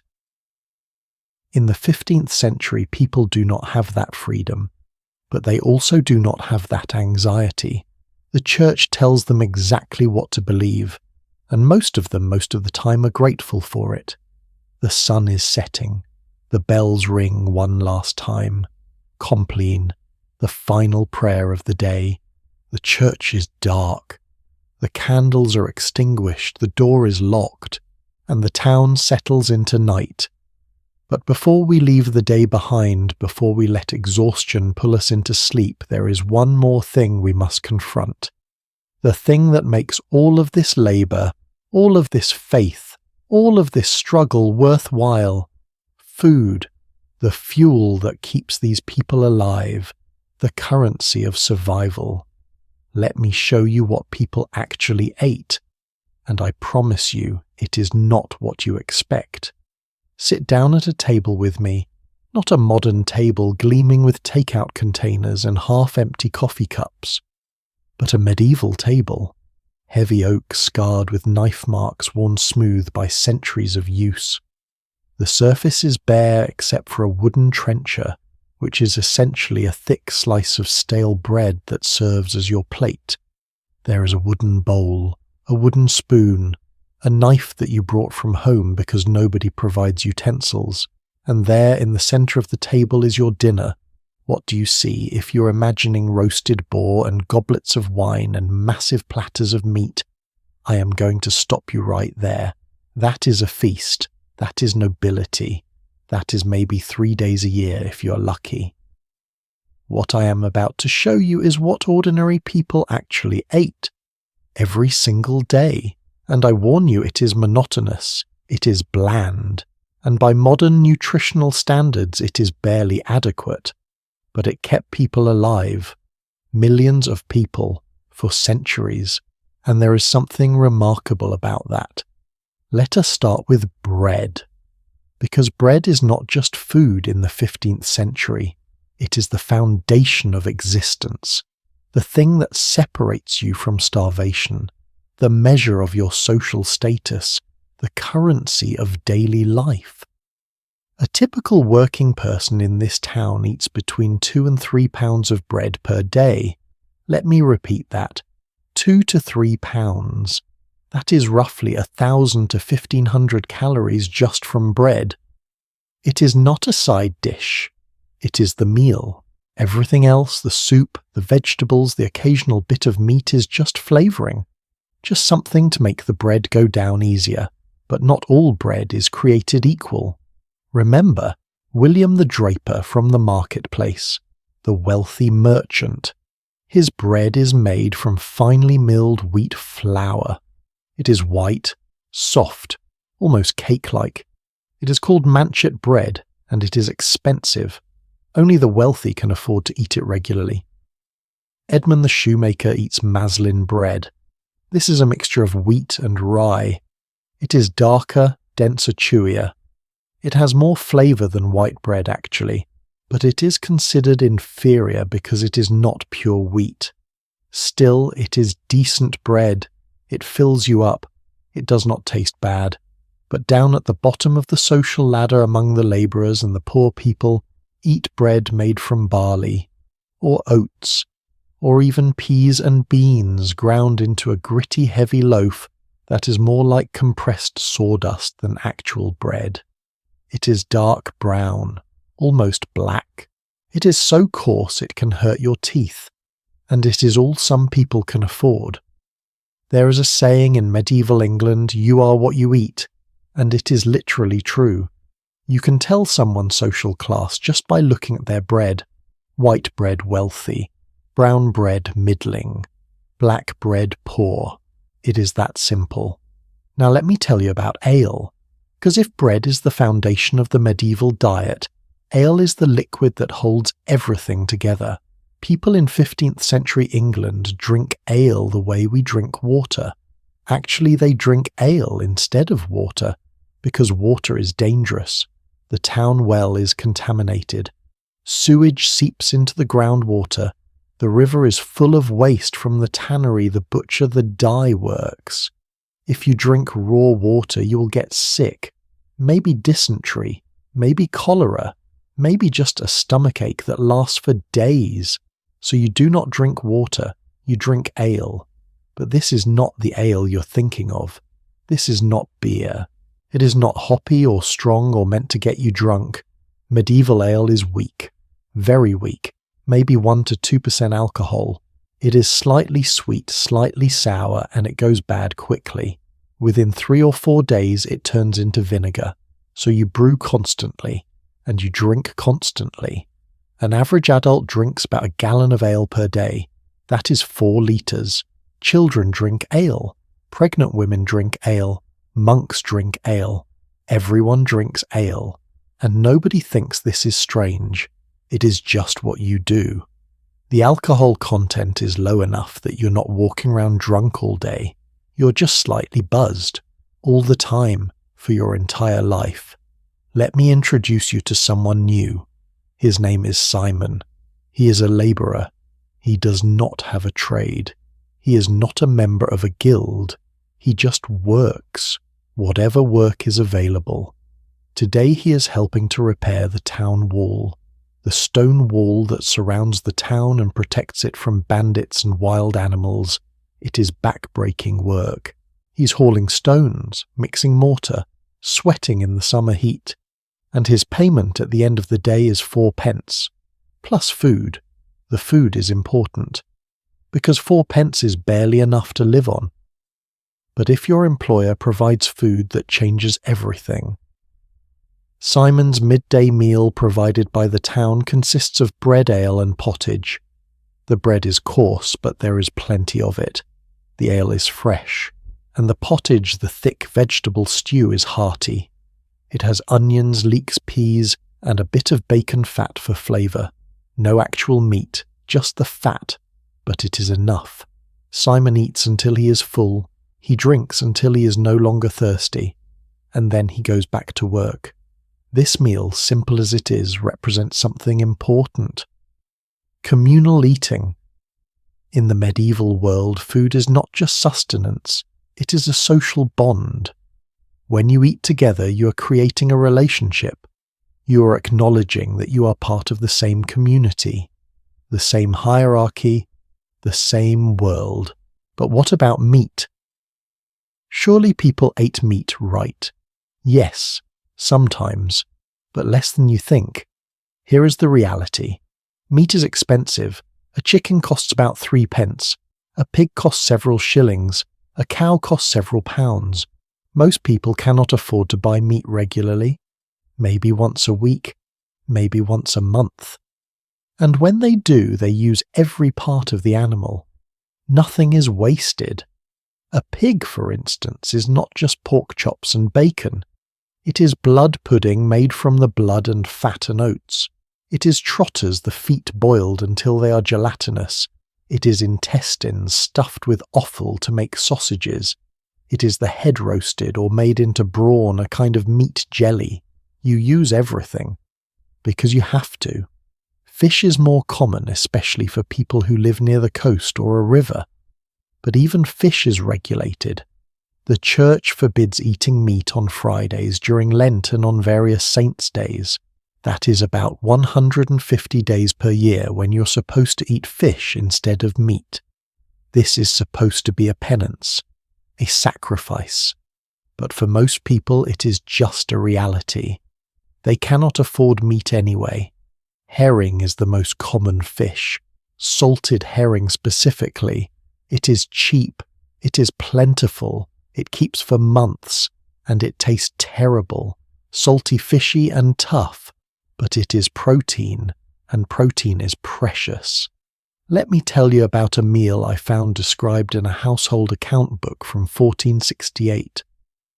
This is a real record kept by a merchant family in Norwich.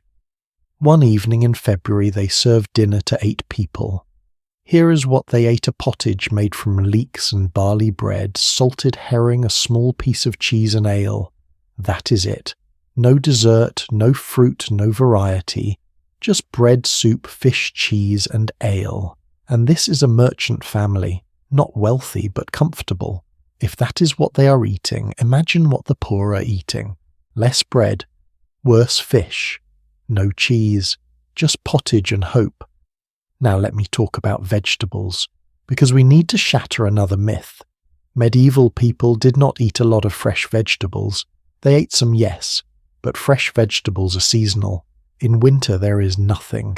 In summer there are greens, cabbage, onions, leeks, peas, beans, but no tomatoes, no potatoes, no corn. Those are New World crops, and they do not arrive in Europe until the 16th century. The vegetables that are available are mostly boiled into pottage.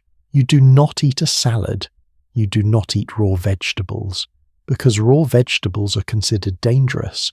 They are cold and wet according to the medieval understanding of humoral theories, and eating them will throw your bodily humours out of balance. Cooked vegetables are safer, so you boil everything. You boil it until it is soft, until it is mush, until all the vitamins are destroyed, and then you eat it.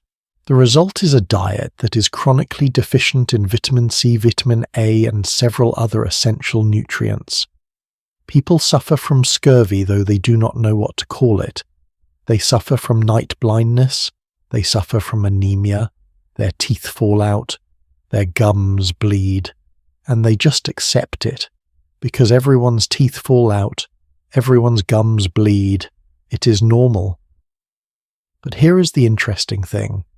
Despite all of this, despite the monotony and the nutritional deficiencies, medieval people are not necessarily malnourished. Not all of them, anyway. The ones who have access to enough bread and ale and the occasional bit of meat or fish are getting enough calories. They are surviving. They are working. They are living, and there are moments of abundance, feast days, weddings, funerals. These are occasions when the normal rules are suspended and people eat like kings, or at least like they imagine kings eat.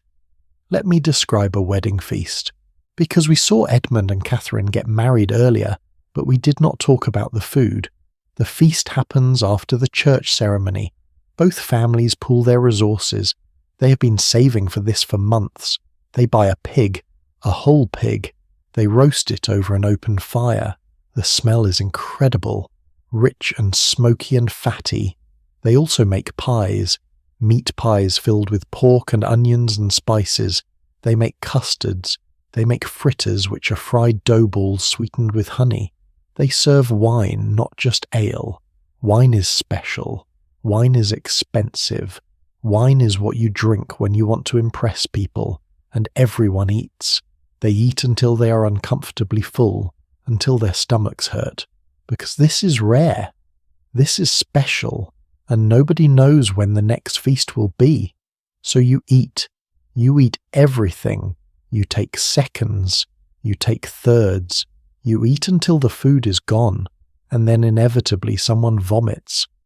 Because their body is not used to this much richness, this much fat and sugar and protein, and everyone laughs, because it is funny, and also expected. Feasting is excess. Intentional, glorious, wasteful excess. But the next day you go back to bread and ale and pottage, because the feast is over, and life goes on. Now let me tell you about spices, because spices are important. Not for flavour, although that is part of it, but for status. Spices are expensive, incredibly expensive. Pepper, ginger, cinnamon, cloves, nutmeg, these come from the other side of the world. They travel thousands of miles through multiple hands across dangerous seas. By the time they reach England, they cost a fortune. A pound of pepper in 1470 cost about 2 shillings. That is half a week's wages for a labourer. A pound of saffron, the most expensive spice, costs more than a pound of gold. Literally. Saffron is harvested from the stamens of crocus flowers. It takes 70,000 flowers to produce 1 pound of saffron. It is insane. So who buys spices? The wealthy, the merchants, the nobility. They use spices to show off, to prove that they can afford it. A dish heavily spiced with cinnamon and ginger is not just tasty. It is a status symbol. It says, I am rich, I am important, I am worth this expense. But spices also serve a practical purpose. They mask the taste of meat that is starting to go bad. In a world without refrigeration, meat spoils quickly, especially in summer. You can salt it, you can smoke it, but eventually it starts to smell, it starts to taste off. And if you are wealthy enough to have spices, you can cover that up. You can make rotten meat palatable, appetizing even. Is this what medieval people actually did? Historians debate this. Some say yes, absolutely. Others say no, the wealthy would not eat spoiled meat, they would just throw it away and buy fresh. I think the truth is somewhere in between. People used spices because they liked the taste, but they also used them to stretch their resources, to make food last longer, to avoid waste, and waste is the cardinal sin of the medieval kitchen. You do not throw food away. Ever. Leftover bread becomes trenchers. Leftover soup becomes the base for the next day's soup. Bones are boiled to make broth. Vegetable scraps are fed to the pigs. Every scrap, every crumb is used, because food is precious. Food is survival, and you do not squander survival. Simon the labourer finishes his work day. He has hauled stones for 10 hours. His back aches. His hands are blistered. He goes home to a tiny one-room cottage on the edge of town. His wife has prepared dinner. It is pottage, again, made from barley and onions and a turnip she got from a neighbour in exchange for mending a shirt. There is bread, hard, coarse, dark bread, and there is ale. Simon eats. He does not complain. He does not even think about complaining, because this is food. It is warm. It fills his belly. And tonight he will not go to bed hungry. That is more than many people can say. His wife eats less. She always does. She gives the larger portion to Simon because he is working. He needs the calories. She eats what is left, which is not much, and she is pregnant. Her body is growing another human being, and she is not getting enough nutrition to do it properly. But she does not know this. She just knows she is tired, always tired, and she accepts it, because this is life. After dinner, Simon sits by the fire. He drinks another cup of ale, and he thinks about nothing in particular. He's too exhausted to think. He just exists, and then he sleeps. A deep, dreamless sleep. The sleep of someone whose body has been pushed to its absolute limit. And you know what strikes me about all of this? The sheer resilience, the ability to survive on so little, to find joy in the smallest luxuries, a feast once a year, a cup of wine at a wedding, a piece of cheese on a Sunday. These are not grand pleasures, but they are enough. They have to be. We live in a world of abundance. We throw away more food than medieval people ever saw. We complain about our meals, we diet, we obsess over nutrition and calories and macros, and I am not saying that is wrong. We should care about what we eat, we should want better for ourselves. But maybe we have lost something, a sense of gratitude, an appreciation for the simple fact of having enough, of not being hungry, of knowing where our next meal is coming from. Simon does not take food for granted. He cannot. Every meal is a small victory. Every full belly is a blessing.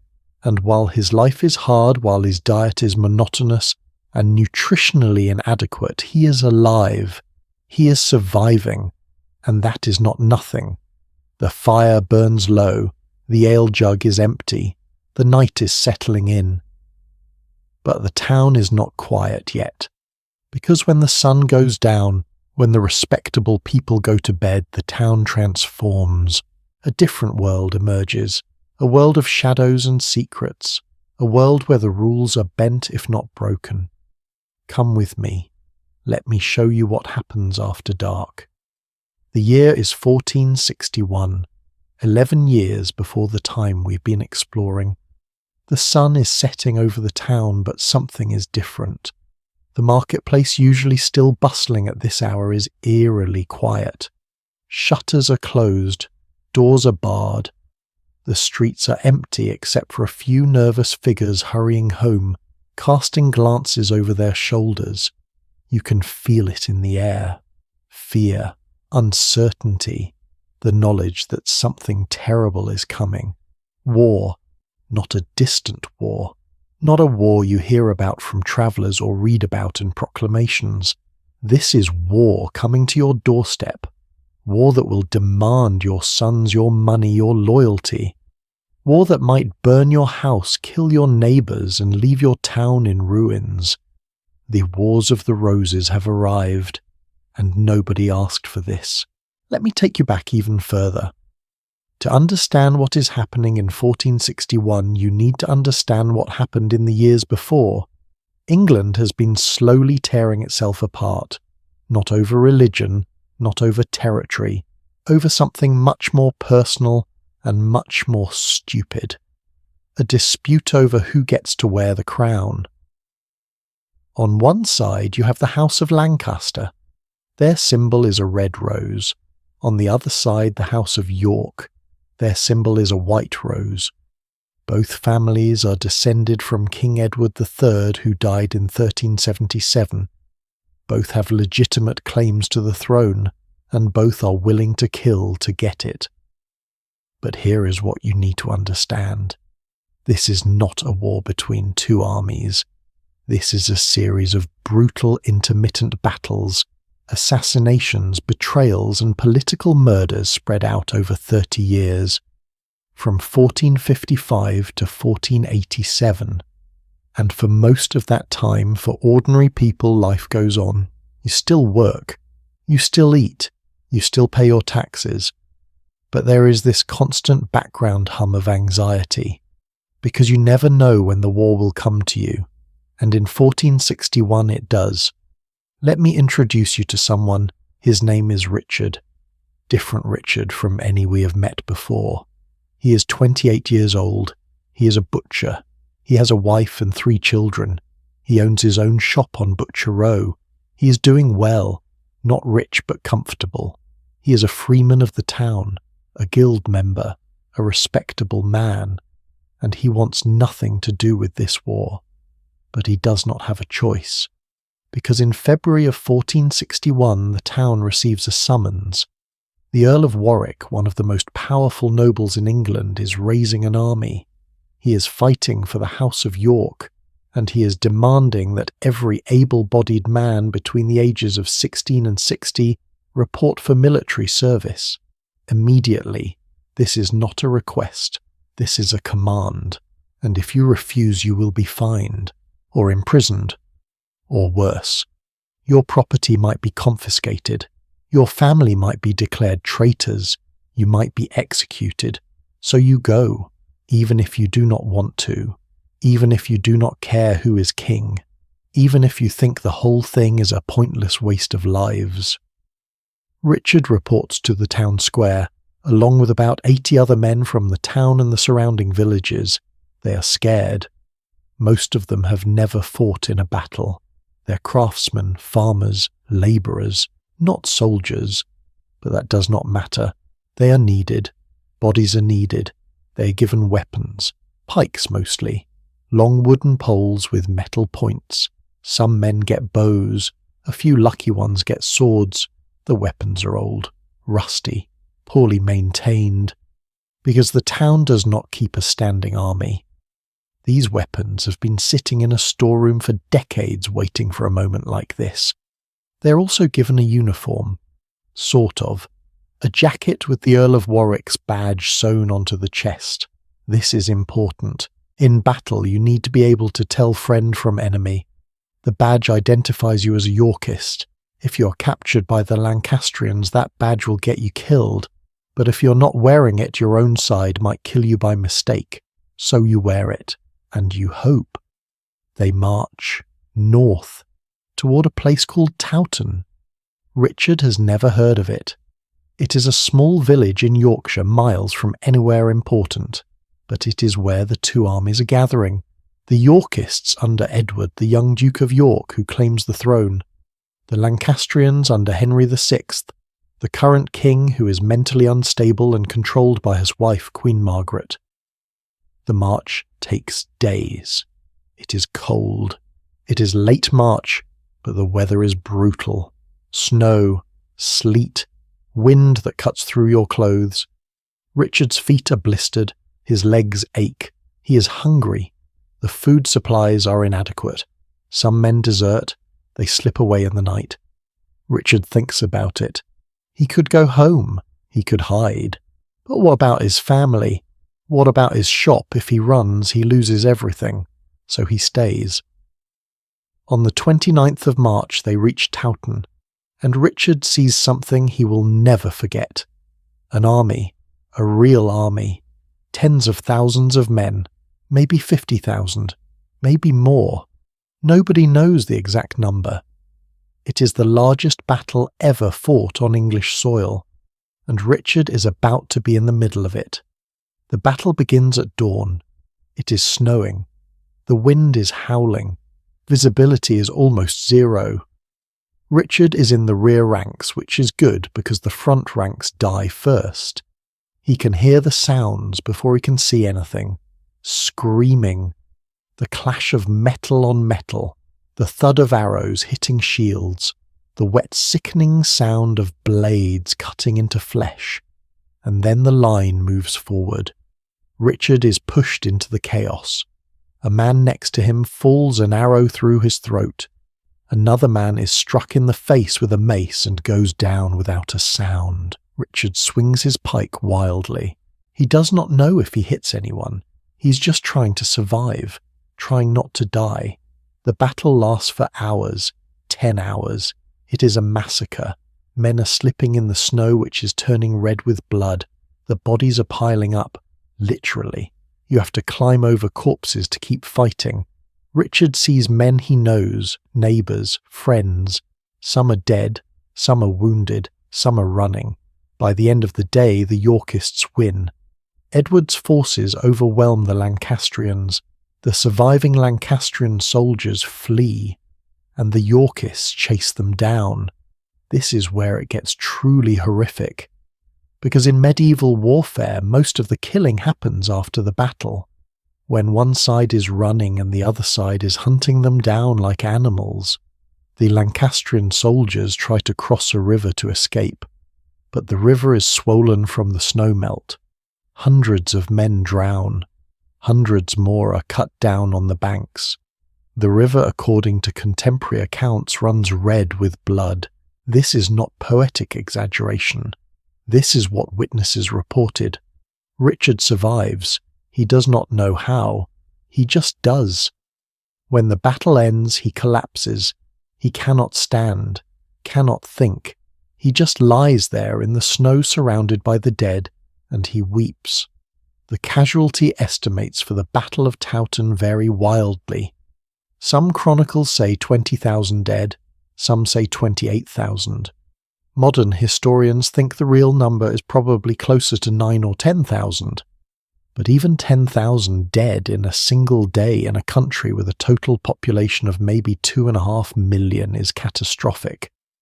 It is the equivalent of losing hundreds of thousands today. Richard eventually makes his way home. It takes weeks. He is wounded, a deep gash on his arm that is infected and will leave a scar. He is traumatized. He has nightmares. He cannot work. He cannot sleep. His wife tries to help, but she does not understand. How could she? She was not there. And here is the thing. The war is not over. Towton is just one battle. There will be more summons, more marches, more deaths. Because the conflict drags on for years, and every time there is a battle the town has to send men, and some of those men do not come back. But the war also comes to the town in other ways. Taxes. The king, whichever king is currently in power, needs money. Lots of money. To pay soldiers, to buy weapons, to bribe allies. And so the taxes increase dramatically. In 1462, the town is assessed a special war tax of £600. £600. That is an enormous sum. The town's annual income from all sources is maybe £2,000. This tax is crippling. The town council tries to negotiate. They send a delegation to the king. They plead poverty. They argue that the town has already given so much, but it does not matter. The tax is due, and if they do not pay, there will be consequences. So they pay, by squeezing every penny out of every household, by taking loans from wealthy merchants, by selling town property, by cutting services. The poor suffer the most. Their taxes go up, but their wages do not. Food becomes more expensive because the farmers are either fighting in the war or too scared to bring their goods to market. Jobs disappear because businesses are failing under the tax burden. And then there is the matter of loyalty. In a civil war, you have to pick a side, or at least you have to appear to pick a side. The town council officially supports whoever is currently winning. When the Yorkists are in power, the town is Yorkist. When the Lancastrians briefly regain control, the town is Lancastrian. This is pragmatic, survival, but it is also dangerous. Because when power shifts, the people who are too enthusiastic for the losing side get punished. In 1471, after yet another battle, the mayor of a nearby town is executed. His crime, supporting the Lancastrians too publicly when the Yorkists were in power. His body is displayed in the marketplace as a warning. This is what happens to traitors. People learn to keep their mouths shut, to hedge their bets, to never express a strong opinion about anything political, because you never know who is listening. Who will remember? Who will report you when the wind changes? Let me tell you about a woman named Ellen. She is a widow. Her husband died at Towton. She is left with 2 young sons and a failing business. Her husband was a carpenter. She tries to keep the workshop going, but she does not have the skills. She cannot do the work herself, and she cannot afford to hire a journeyman. So she sells the tools, the wood, everything. She takes the money and buys a small tavern. It is a risk. But she needs an income. The tavern does well. Soldiers drink, refugees drink. People trying to forget the war drink. Ellen makes money. She is surviving. But then in 1470 the Lancastrians briefly retake the town, and a Lancastrian captain decides he likes Ellen's tavern. He moves in. He does not pay rent. He does not pay for the ale. He just takes it, and Ellen cannot do anything. If she complains, she might be accused of being a Yorkist sympathiser. She might lose everything. So she smiles. She serves the captain and his men. She pretends to be grateful for their presence, and she waits. 3 months later, the Yorkists retake the town. The captain flees, and Ellen is left to rebuild. Again. This is what war does to ordinary people. It does not just kill soldiers. It destroys livelihoods. It breaks families. It creates a constant state of fear and uncertainty. You cannot plan for the future because you do not know if there will be a future. You cannot trust your neighbours because one of them might be an informant. You cannot speak freely because words can get you killed. And yet somehow life continues. Richard the butcher goes back to work. His shop reopens. He sells meat. He raises his children. He tries to forget Towton. Ellen keeps her tavern. She serves ale. She saves money. She survives. The town rebuilds, repairs the damage, collects taxes, sends more men to fight in more battles. Because what else can you do? You cannot stop the war. You cannot change who is king. You are powerless. So you adapt, you survive, you keep going. The Wars of the Roses finally end in 1485. A man named Henry Tudor defeats Richard III at the Battle of Bosworth Field. Henry becomes king. He marries a Yorkist princess. The 2 houses are united. The war is over. The chroniclers and poets call it a great victory. A new beginning. The start of the Tudor dynasty. But for the people who lived through it, for Richard and Ellen and the thousands of others whose names we do not know, it is not a great victory. It is just relief. The fear is over. The taxes will decrease probably. The summons will stop. Life can return to normal, or at least to something resembling normal. Richard is 42 now. He has survived 3 major battles and countless smaller skirmishes. He has paid ruinous taxes. He has seen his town occupied by enemy forces twice. He has lost friends, neighbours, customers, but he is alive. His family is alive. His shop is still standing, and that is all that matters. The church bells ring. It is evening. The town is quiet. The war is over, but the scars remain, in the missing men, in the widows and orphans, in the memories of those who were there, in the distrust and fear that linger long after the fighting stops. This is the cost of war, not just the dead, but the wounded, the broken, the forever changed.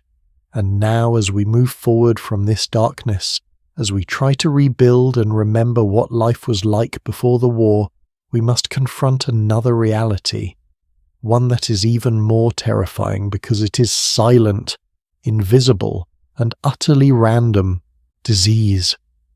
Let me show you what happens when illness strikes a medieval town, and I warn you it is not gentle. There's a knock at the door, 3 sharp raps. Urgent.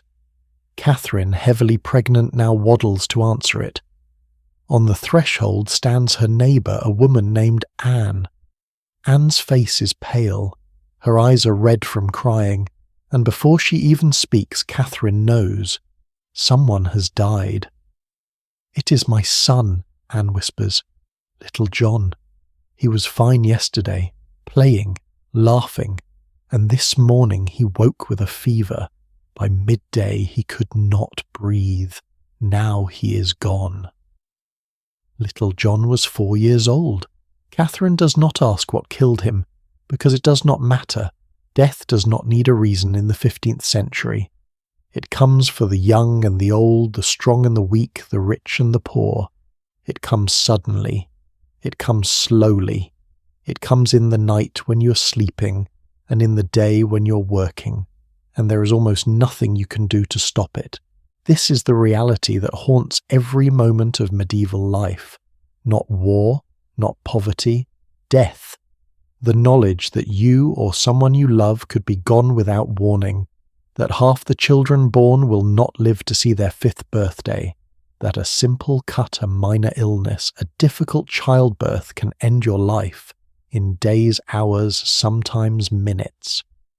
Let me show you what medicine looks like when you live 600 years before antibiotics, before germ theory, before we understood anything about how the human body actually works.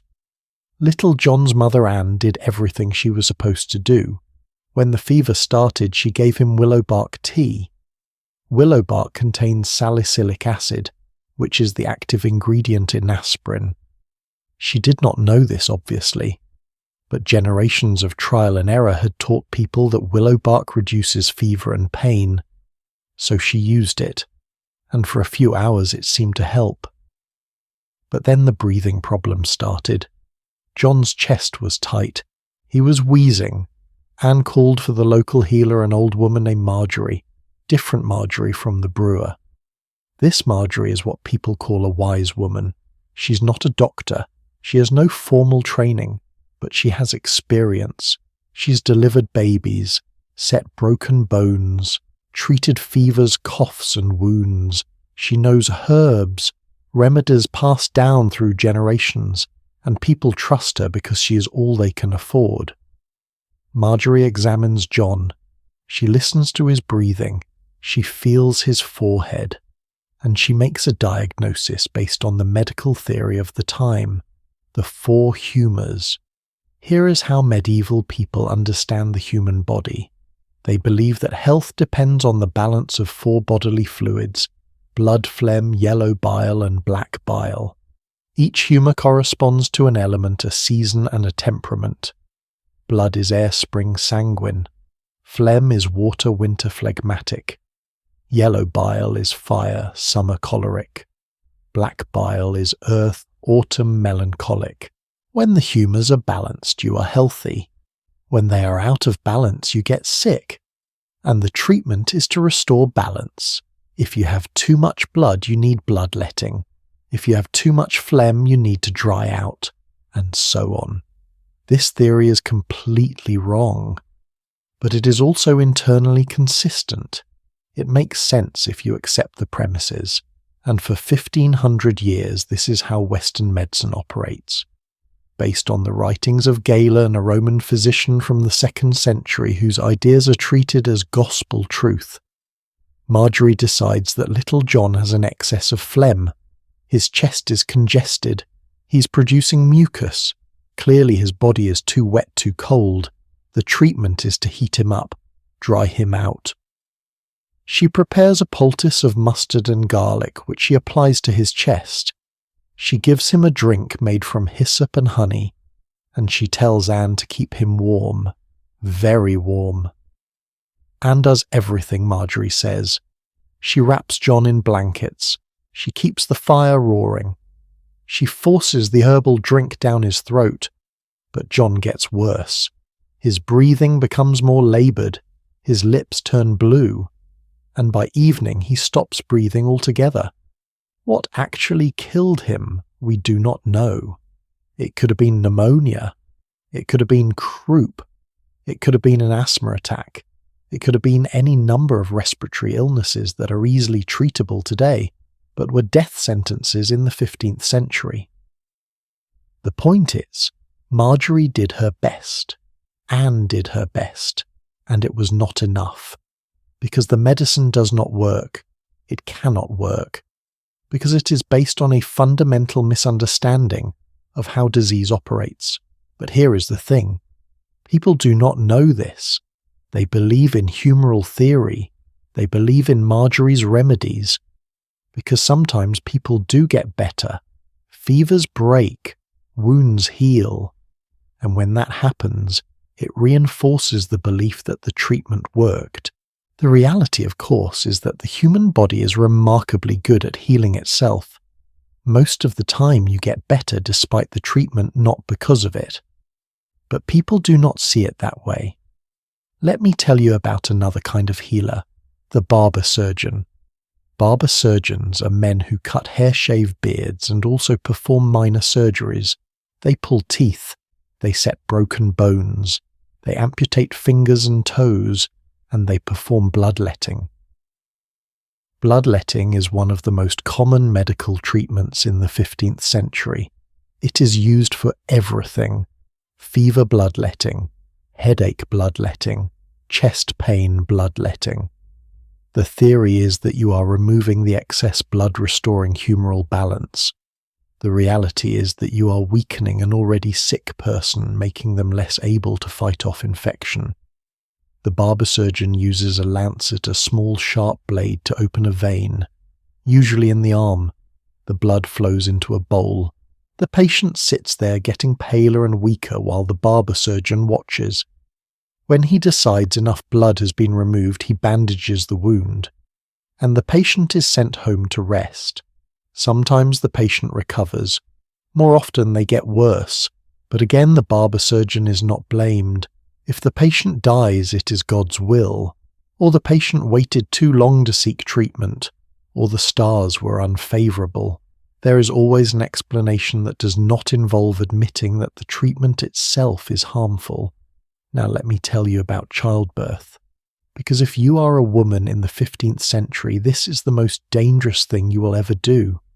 Catherine is 9 months pregnant. Her baby is due any day now.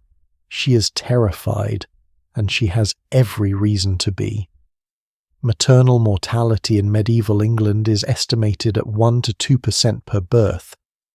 That does not sound too bad until you realise that most women have 5, 6, 7 children, which means that over the course of a lifetime a woman has a 5 to 10% chance of dying in childbirth. 1 in 10. Those are terrible odds. Catherine has hired a midwife. Her name is Beatrice. She's an experienced woman in her 50s who has delivered hundreds of babies. She knows what she's doing, or at least she knows as much as anyone can know in a time before we understood anatomy, infection, or the mechanics of labour. The labour begins in the middle of the night. Catherine's water breaks. The contractions start. Edmund runs to fetch Beatrice, and within an hour Catherine's bedroom is filled with women. Beatrice, of course, Catherine's mother, her sister, her neighbour Anne, the one whose son just died, several other women from the neighbourhood. This is a communal event. Women support each other through labour because they all know how dangerous it is. Beatrice examines Catherine. The baby is in the right position. Head down. That is good. Breech births, where the baby comes out feet first, are often fatal for both mother and child. There is nothing a midwife can do except pray and hope. The labour lasts for 12 hours. This is normal. Catherine is screaming, sweating. She is in agony. Beatrice gives her a drink made from ergot, a fungus that grows on rye. Ergot causes uterine contractions. It can speed up labour. It can also cause convulsions, hallucinations, and death if the dose is wrong. But Beatrice has used it many times. She knows the dose, probably. Finally, the baby comes, a boy. He is small, blue, not breathing. Beatrice slaps him, once, twice. She clears the mucus from his mouth. She rubs his chest, and then a miracle. He gasps. He cries. He is alive. Catherine is bleeding. A lot. This is not unusual. Postpartum hemorrhage is common, and it is one of the leading causes of maternal death. Beatrice packs the wound with cloth. She gives Catherine a drink made from shepherd's purse, an herb that is supposed to help with bleeding, and she prays, because that is all she can do. Catherine survives. The bleeding slows, stops. She is weak, pale, but alive. And her baby, though small, seems healthy. They name him Thomas, after no one in particular. They just like the name. But here is the reality.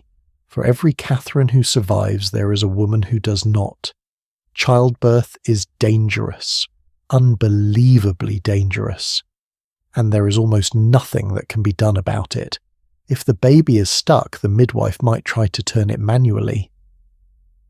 But this often causes more harm than good. If the mother is bleeding too much, there is no blood transfusion, no surgery, just hope and prayer. And infections. Puerperal fever, also known as childbed fever, kills thousands of women every year.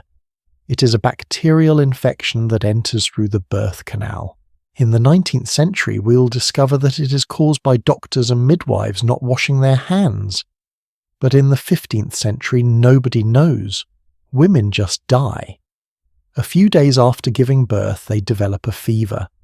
The fever gets worse. They become delirious, and within a week they are dead. Catherine is one of the lucky ones. She does not develop an infection. She recovers slowly, and baby Thomas, against all odds, survives his first year. 50% of babies do not. The first year of life is brutal. Infections, malnutrition, accidents, sudden infant death syndrome. The list goes on. But let me tell you about the other side of medicine. The part that is not based on humoral theory or Galen. The part that is based on magic. People in the 15th century do not see a clear line between medicine and magic. They are intertwined. A remedy might include both an herb and a prayer. A treatment might involve both a poultice and a charm. This is not superstition, or rather it is, but it is also practical. You use every tool available. Why not? There are charms for toothaches, prayers for fevers, amulets to protect against the plague. Some of these are endorsed by the church, others are condemned as witchcraft, but people use them anyway. Because when you are desperate, when your child is dying, you will try anything.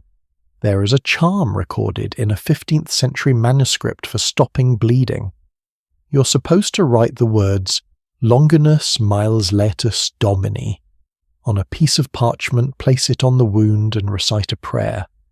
Longinus was the Roman soldier who pierced Jesus' side with a spear and the blood stopped flowing.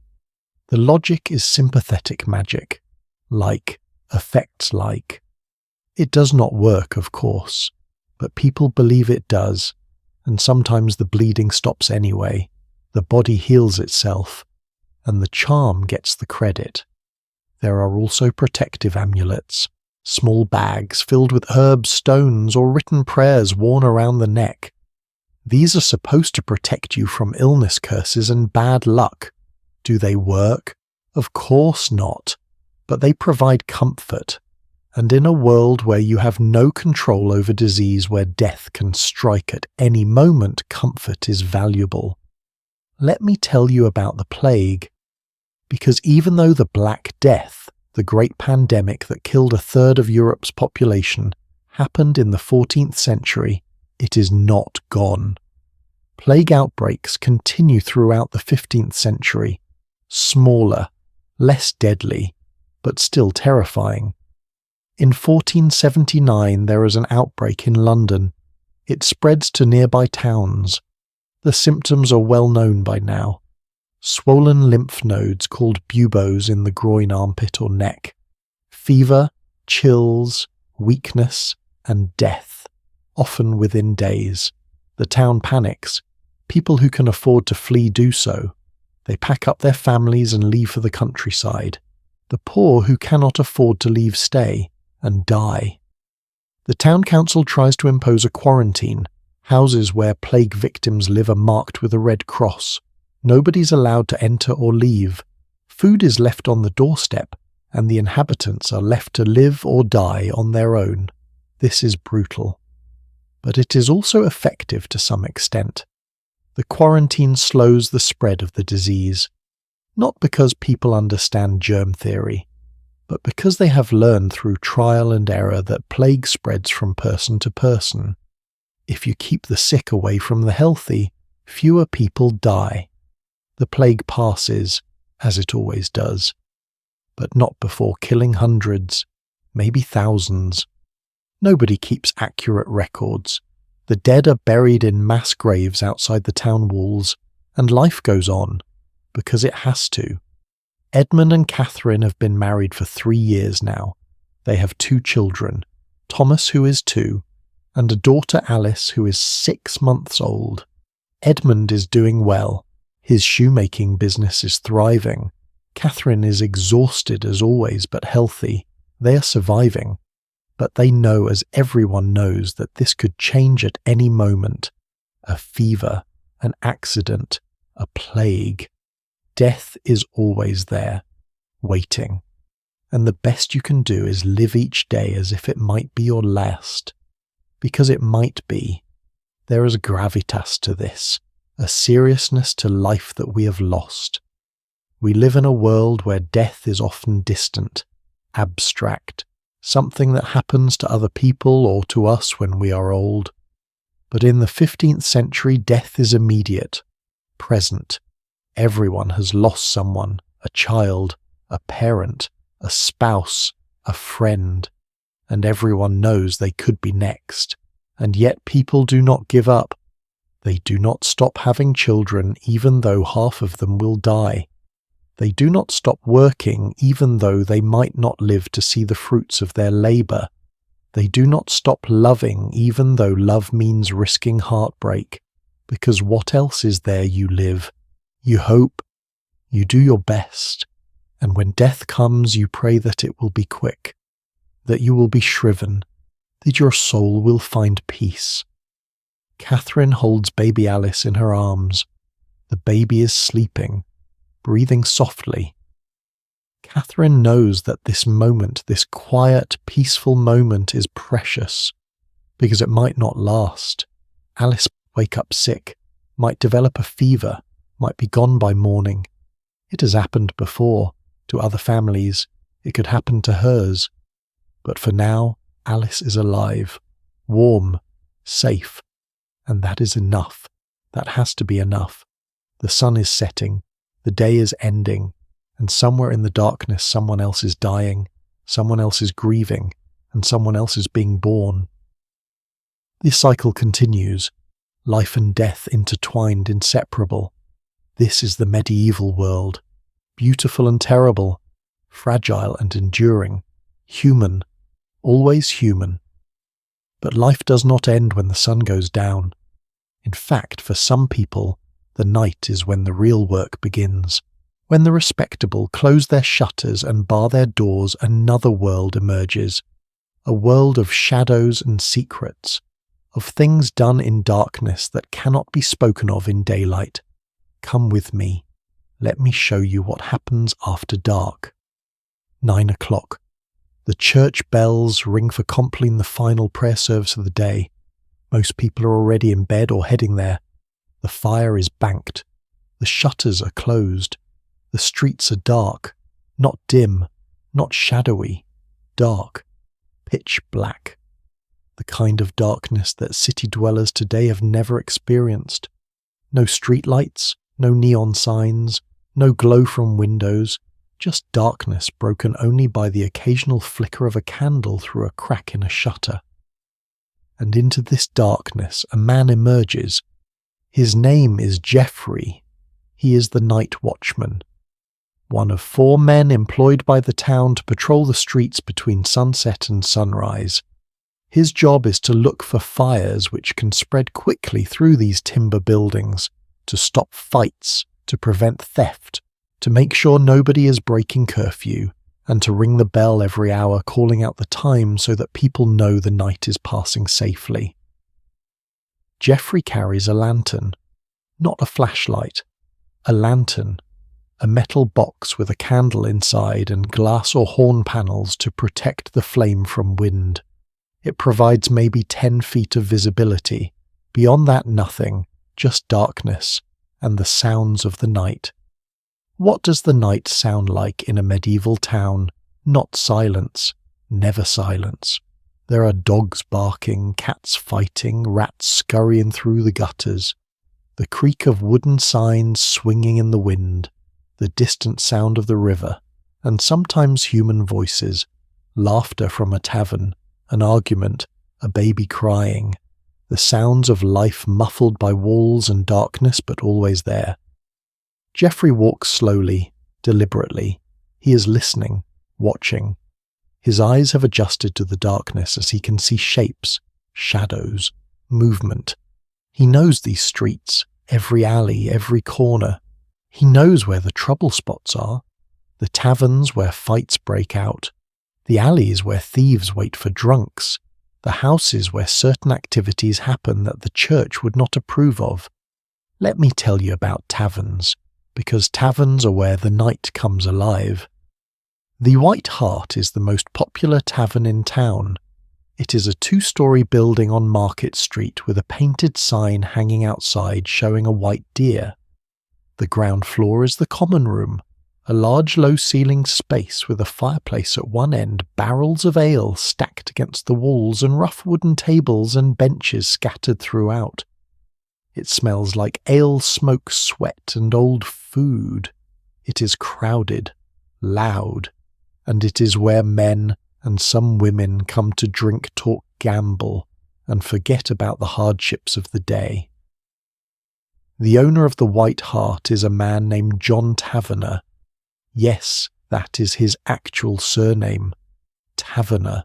He brews his own ale, serves simple food, bread, cheese, sometimes a meat pie if you pay extra, and he tolerates a certain amount of misbehaviour as long as nobody gets hurt and nobody damages his property. Tonight the tavern is full. A group of labourers fresh off a job repairing the town wall are drinking heavily and singing bawdy songs. 2 merchants are playing dice in the corner with a small pile of pennies on the table between them. A prostitute, a woman named Maud, is sitting near the fire waiting for customers, and at a table near the back 3 apprentices are arguing about something nobody else can quite hear. Let me pause here and talk about prostitution. Because it exists. Of course it exists. It has always existed. And in the 15th century it is tolerated, not celebrated, not encouraged, but tolerated. The church officially condemns it. But the church also understands that men have desires, and if those desires are not met within marriage, they will be met elsewhere. Better a prostitute than adultery, which is a sin against the sacrament of marriage. Better a prostitute than assault, which is a crime against both God and man. So prostitution is allowed within limits. There are unofficial red light districts in most towns. Certain streets, certain houses where everyone knows what is happening. The authorities do not raid them. They do not arrest the women. They just collect fines, because prostitution, while sinful, is also taxable. Maud has been working at the White Hart for 5 years. She is 32 years old.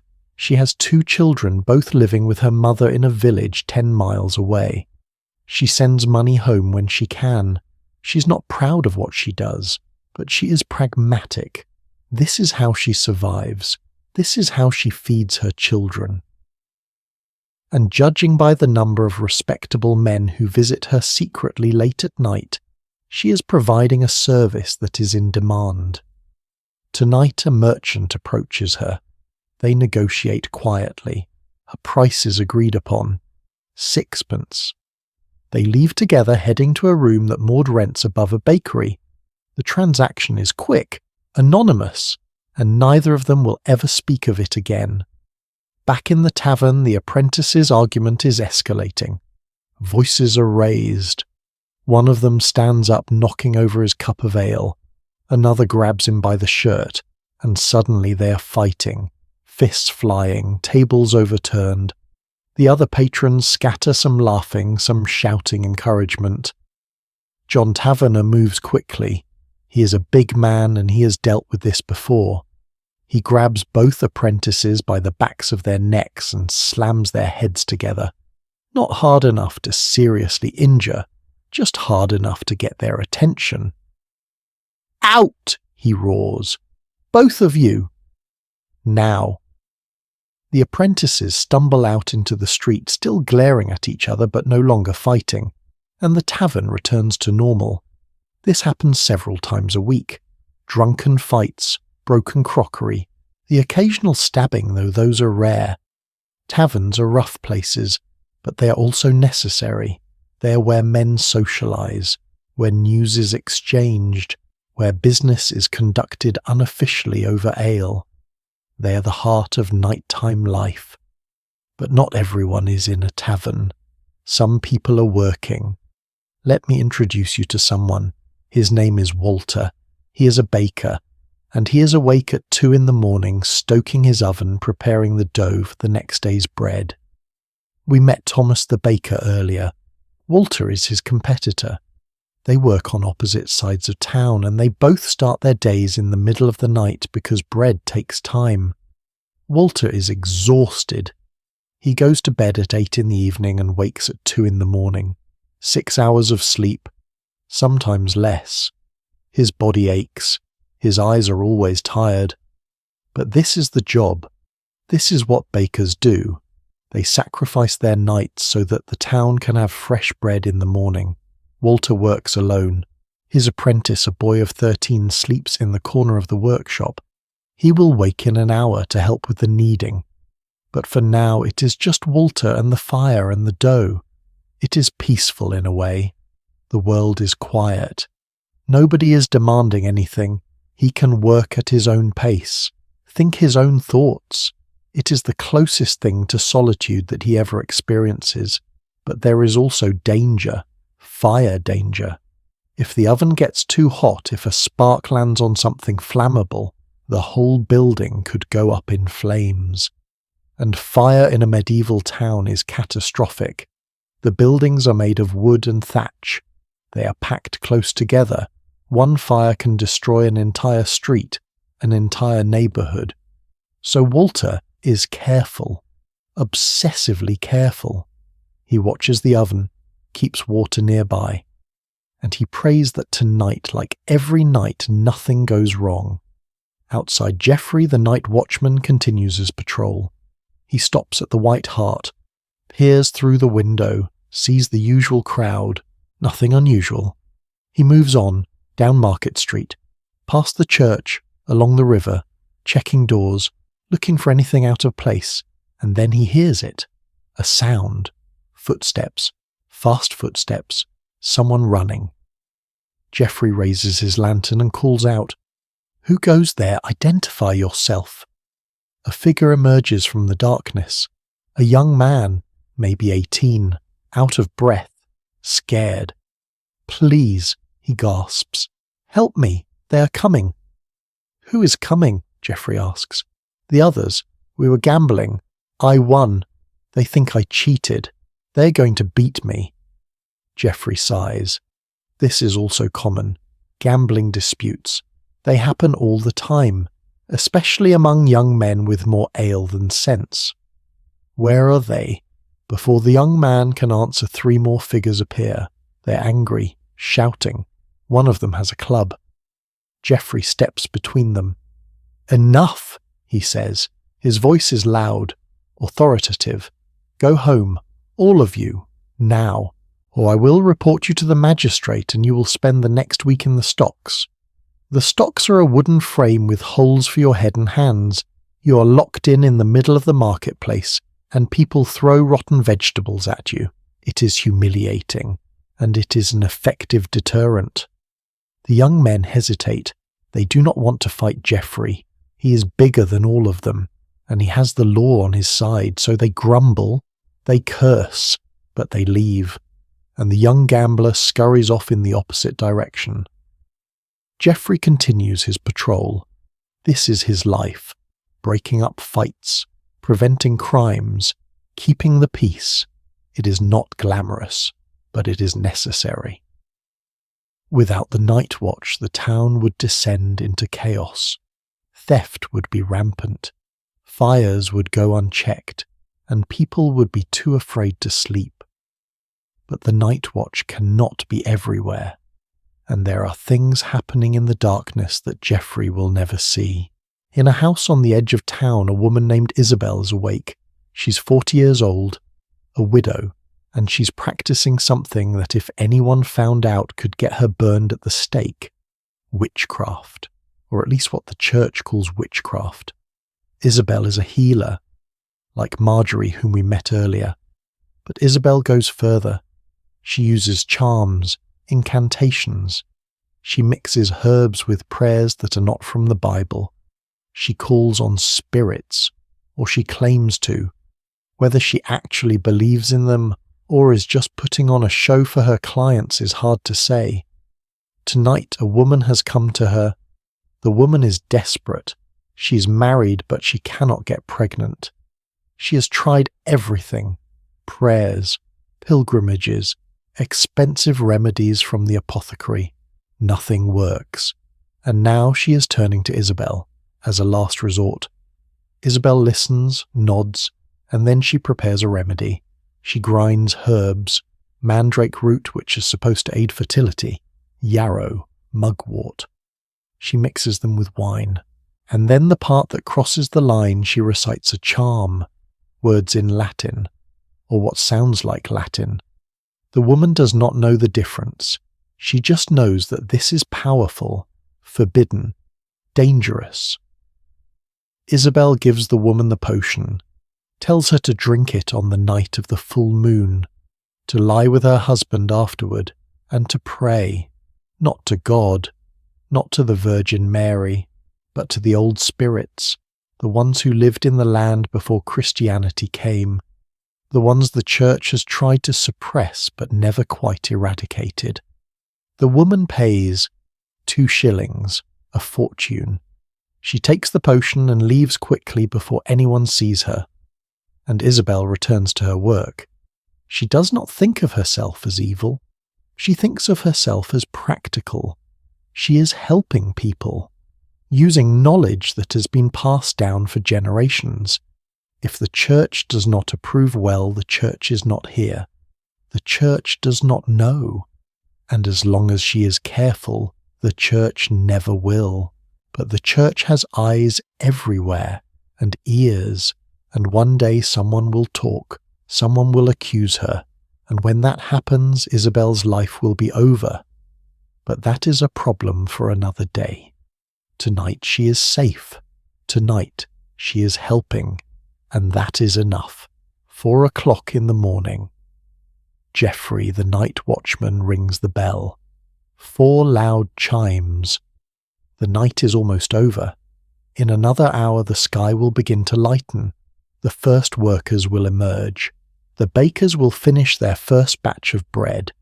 The town will wake up, and the night with all its secrets will fade into memory.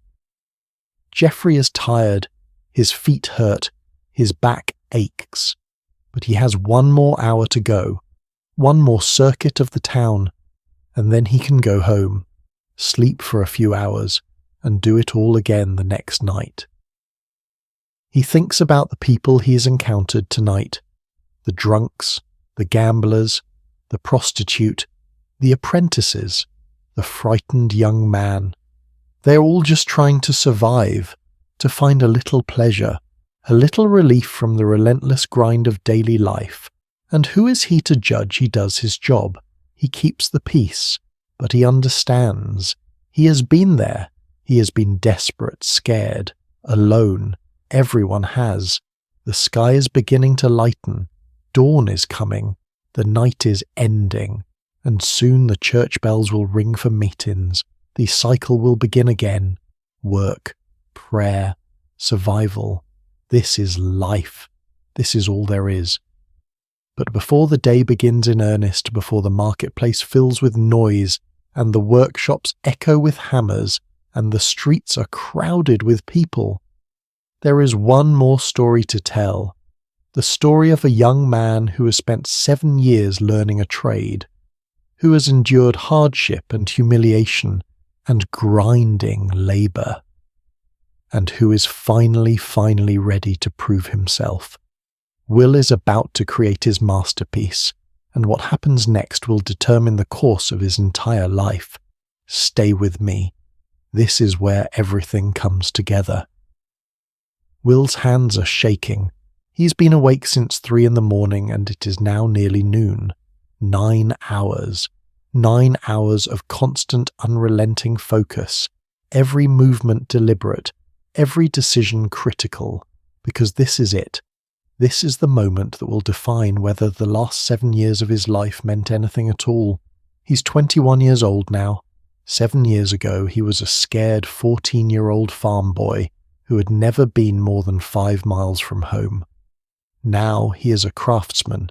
He knows how to file silver until it is smooth as glass. He knows how to solder joints so perfectly that you cannot see the seam.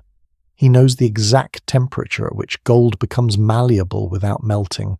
He knows the secrets of the trade, the mysteries that are passed down only from master to apprentice.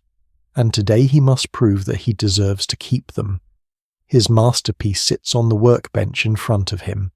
A silver cup, not large, about 6 inches tall, with a lid, engraved with a pattern of vines and leaves that wind around the body of the cup and up onto the lid. It has taken him 3 months to make. 3 months of work done in the early mornings and late evenings after his regular duties for Robert Goldsmith are finished. Because you do not make your masterpiece on your master's time. You make it on your own time, with your own materials, bought with your own money, saved penny by penny over 7 years. The cup is almost finished. The engraving is done. The soldering is done. The polishing is done. All that remains is the final inspection, by Will himself. And then if he is satisfied by the guild, Will picks up the cup, holds it to the light, examines every inch, looking for flaws, a rough edge, an uneven line, a joint that is not quite flush, because if the guild finds a flaw they will reject it, and if they reject it Will have to start over, or worse, they might decide that he is not skilled enough, that 7 years was not enough, and he will remain a journeyman, forever stuck in limbo, able to work but never able to have his own shop, his own apprentices, his own future. He finds nothing. The cup is perfect, or as perfect as he can make it. His hands have stopped shaking. There is a strange calm that comes over him. This is out of his control now. He has done everything he can. The rest is up to the guild. Let me tell you what happens next, because this is a ritual, a ceremony, one that has been performed thousands of times in hundreds of towns for hundreds of years. Will wraps the cup carefully in a cloth. He carries it through the streets to the Guildhall. The Guildhall is a large timber building near the marketplace. It is where the guild meets, where they make decisions, where they settle disputes, and where they judge masterpieces. The hall is empty when Will arrives. He is early. The examination is not scheduled until 2 in the afternoon, but he cannot wait at home, cannot sit still. So he comes early, and he sits on a bench outside the hall, waiting. Other apprentices arrive, 3 of them, all around Will's age, all clutching their own masterpieces, a pewter plate, a silver brooch, a gold ring set with a small ruby. They nod to each other. They do not speak. There is nothing to say. They are competitors, rivals, but they are also brothers in this moment, united by fear and hope and the knowledge that today their lives will change, one way or another. At 2 o'clock the doors open. The guildmasters file in. Robert Goldsmith is among them.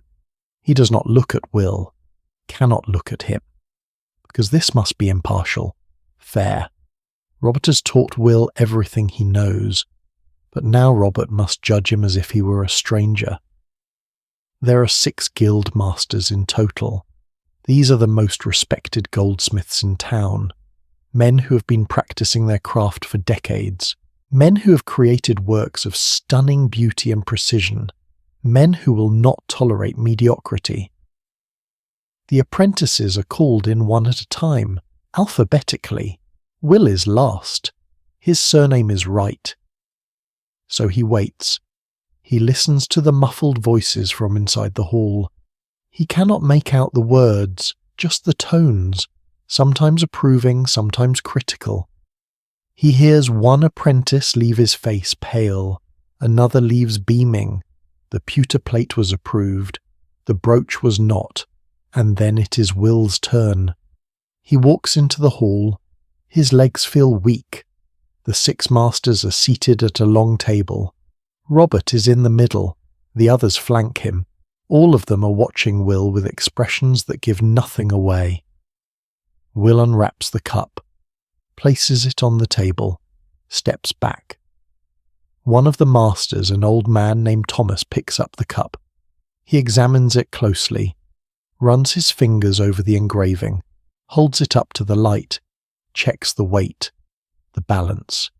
He says nothing, just sets it down and nods to the next master. The next master does the same, and the next, each one examining the cup in silence, looking for flaws, testing the craftsmanship. Will stands there frozen, barely breathing. His entire future is in their hands. Finally, Robert picks up the cup. He examines it just as thoroughly as the others, but there is something in his expression. Not pride. He cannot show pride, but maybe a flicker of approval. He sets the cup down, and the 6 masters lean in. They confer in whispers. Will cannot hear what they are saying. He can only wait. After what feels like an eternity, but is probably only 2 minutes, Robert speaks. The joint at the base of the handle. Explain your technique. Will's heart sinks. They found something, a flaw, a mistake. But then he realizes. They are not criticizing. They are testing. They want to know if he understands what he did, if he can articulate the choices he made, if he has truly mastered the craft or if he just got lucky. Will takes a breath, steadies his voice. I used a silver solder with a slightly lower melting point than the body of the cup. This allowed me to join the handle without risking damage to the engraving. I applied the solder in 3 stages, allowing each section to cool before proceeding to the next. This ensured even distribution and prevented warping. Robert nods. And the engraving? How did you achieve such depth without compromising the structural integrity? Will answers, explains his process, the tools he used, the angle of the cuts, the patience required to work slowly, incrementally, rather than trying to force the metal, The questions continue for 10 minutes, 15. They ask about every aspect of the cup, and Will answers clearly, confidently, because he knows this work. He has lived this work. It is part of him now. Finally, the questions stop. The masters confer again, and then Robert speaks. William Wright, the guild finds your work to be of acceptable quality and craftsmanship. You are approved. Approved. That is the word. Not excellent, not outstanding, just acceptable. But acceptable is all you need. Acceptable means you pass. Acceptable means you are now a master craftsman, a member of the guild, a freeman of the town. Will wants to cry. He wants to shout. He wants to collapse with relief. But he does none of these things. He simply bows. Thank you, masters. There is the matter of your fee, Robert continues. To join the guild you must pay 3 shillings and 4pence. Do you have this sum? Will does. Barely. He has been saving for this moment. He produces a small leather purse and counts out the coins. 3 shillings, 4pence, everything he has in the world. He places the coins on the table. Robert takes the coins, nods. Welcome to the Goldsmiths Guild, Master Wright. Master Wright. Will has a title now, a status. He is no longer a boy, no longer an apprentice. He is a master, and that means everything. But here is what strikes me about this moment, the sheer weight of it. Will has spent 7 years working toward this. 7 years of grinding labour, of humiliation, of homesickness, of doubt, and it all comes down to a single object, a cup, a beautiful, perfectly crafted cup, but still just a cup. And yet it is not just a cup. It is proof that Will can create something of value, something that will outlast him, something that bears the mark of his skill, his dedication, his humanity. In a world where most labour is invisible, where most people work and die without leaving a trace, craftsmanship is immortality. That cup will exist for centuries. Someone will use it, treasure it, pass it down through generations, and long after Will is dead and forgotten, his work will remain. There is a dignity in that, a meaning. We live in a world where so much of what we do is ephemeral, digital, disposable. We send emails that will be deleted. We create spreadsheets that will be outdated. We build things that are designed to break, to be replaced, to be forgotten. But Will has created something that lasts, and that matters. The ceremony continues. There is an oath. Will places his hand on a Bible and swears to uphold the standards of the guild, to train apprentices faithfully, to maintain the quality of his work, to keep the secrets of the trade, to support his fellow guild members, to pay his dues. It is a solemn moment, a binding commitment. Will is now part of something larger than himself, part of a tradition that stretches back centuries. After the oath, there is a celebration, of sorts. The other masters shake Will's hand. They clap him on the shoulder. Robert finally allowed to show emotion smiles. You did well, Will. Your father would be proud. Will's father, the farmer who sent him away 7 years ago. Will has not seen him since, has not been home. There was no time, no money. But now as a master craftsman he can afford to visit. He can afford to send money. He can show his father that the investment was worth it, that the sacrifice was not in vain. But first there is work to do. Because being a master craftsman does not mean you are rich. It does not mean you are set for life. It means you are allowed to work, to compete, to build a business. And that is harder than it sounds. Will needs to find a workshop.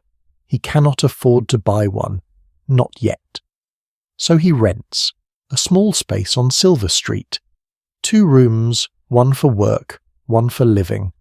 The rent is 8 pence per week. That is a significant expense, but it is an investment. In his future, he needs tools. Some he has made himself during his apprenticeship. Others he must buy. A good set of files costs 2 shillings, hammers, anvils, soldering irons, crucibles for melting metal, all expensive, all necessary. He spends every penny he has saved and he borrows more, from Robert, from his family, from a merchant who agrees to extend credit in exchange for a percentage of future profits. He needs materials, gold, silver, copper. These are purchased from dealers who import them from mines in Wales, Cornwall and the continent. The prices fluctuate. Gold is expensive, always, but silver is more affordable. Will decides to specialize in silver work, cups, plates, utensils, things that the merchant class can afford, not nobility, not the ultra-wealthy, but the middling sort. The people like Edmund the shoemaker, the people who want something beautiful but cannot afford gold, and he needs customers. This is the hardest part, because the market is competitive. There are other goldsmiths in town, established masters with reputations and loyal customers. Why would anyone choose Will and unknown over them? Will has one advantage. He is young, hungry, willing to work harder and charge less than his competitors. He underbids them, not by much, just enough to get his foot in the door. And he delivers quality. Every piece he makes is as good as his masterpiece, maybe better, because he is proving himself. Every single day. Slowly the customers come. A merchant orders a set of silver spoons for his daughter's wedding. A guildmaster commissions a ceremonial cup for the guild hall. A wealthy widow wants a brooch to wear to church. Each job is a test. Each job is an opportunity. And Will passes every test, seizes every opportunity. Within a year he is making a living, not wealthy, but comfortable. He can pay his rent, buy materials, eat more than bread and pottage. He even starts saving again, for the future, for a house, for a wife, for children, and one day, years from now, he will take on his own apprentice. A scared 14-year-old boy who has never been away from home, and Will teach him, patiently, strictly, the way Robert taught him, and the cycle will continue, master to apprentice, generation to generation. The craft will survive, the knowledge will be passed on, the work will endure. Will stands in his workshop. It is late evening, the sun is setting. He has just finished a commission, a small silver box engraved with flowers for a merchant to give to his wife on their anniversary. It is beautiful, perfect, and it will make someone happy. That is enough.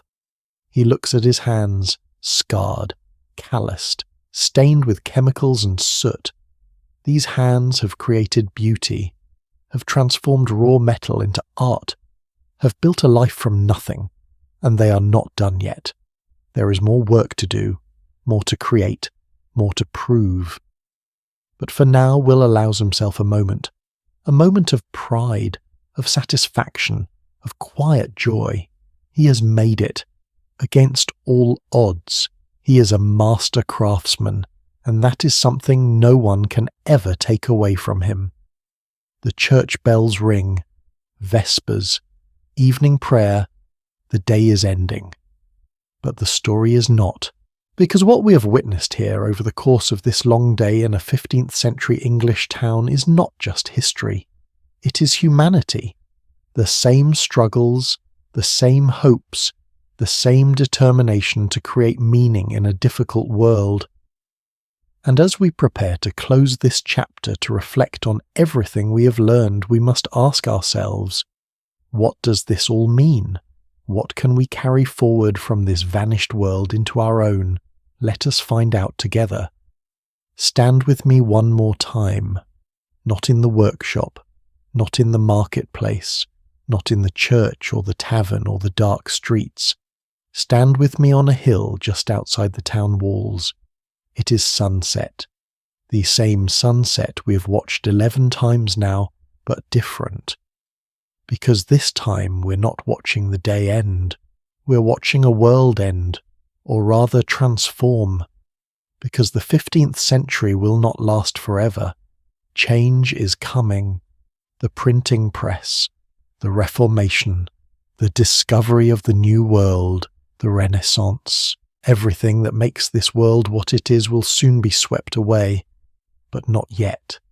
For now this town exists. These people exist.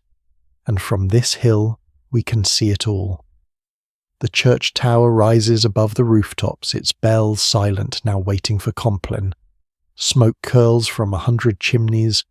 We can hear faintly the sounds of the town settling into evening, a dog barking, a child laughing, the clang of a blacksmith's hammer working late.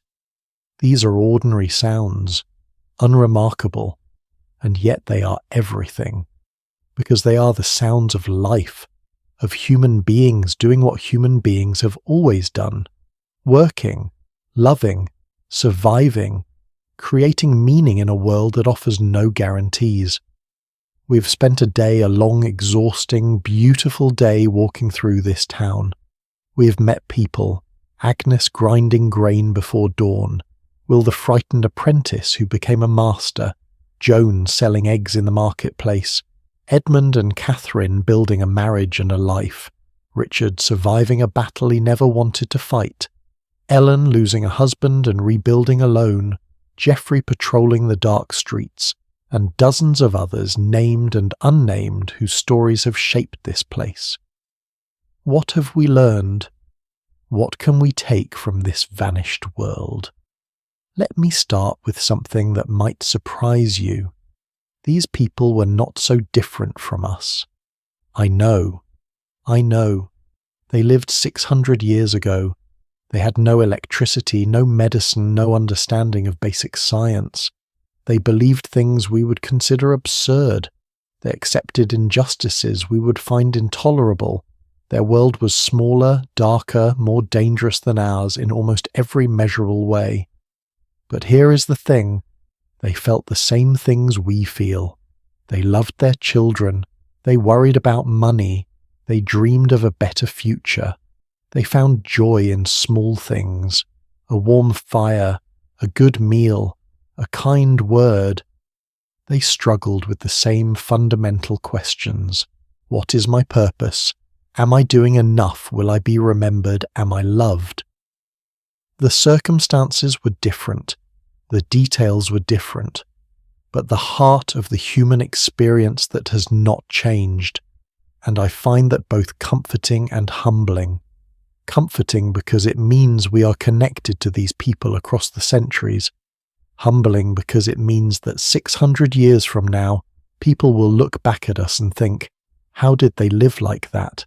How did they survive? Let me tell you what this town left behind. The physical remnants. Because some of it still exists. St. Mary's Church is still standing. Not the original building, not exactly. It has been rebuilt, expanded, modified over the centuries, but the foundation stoned some of the walls, the basic structure that is medieval.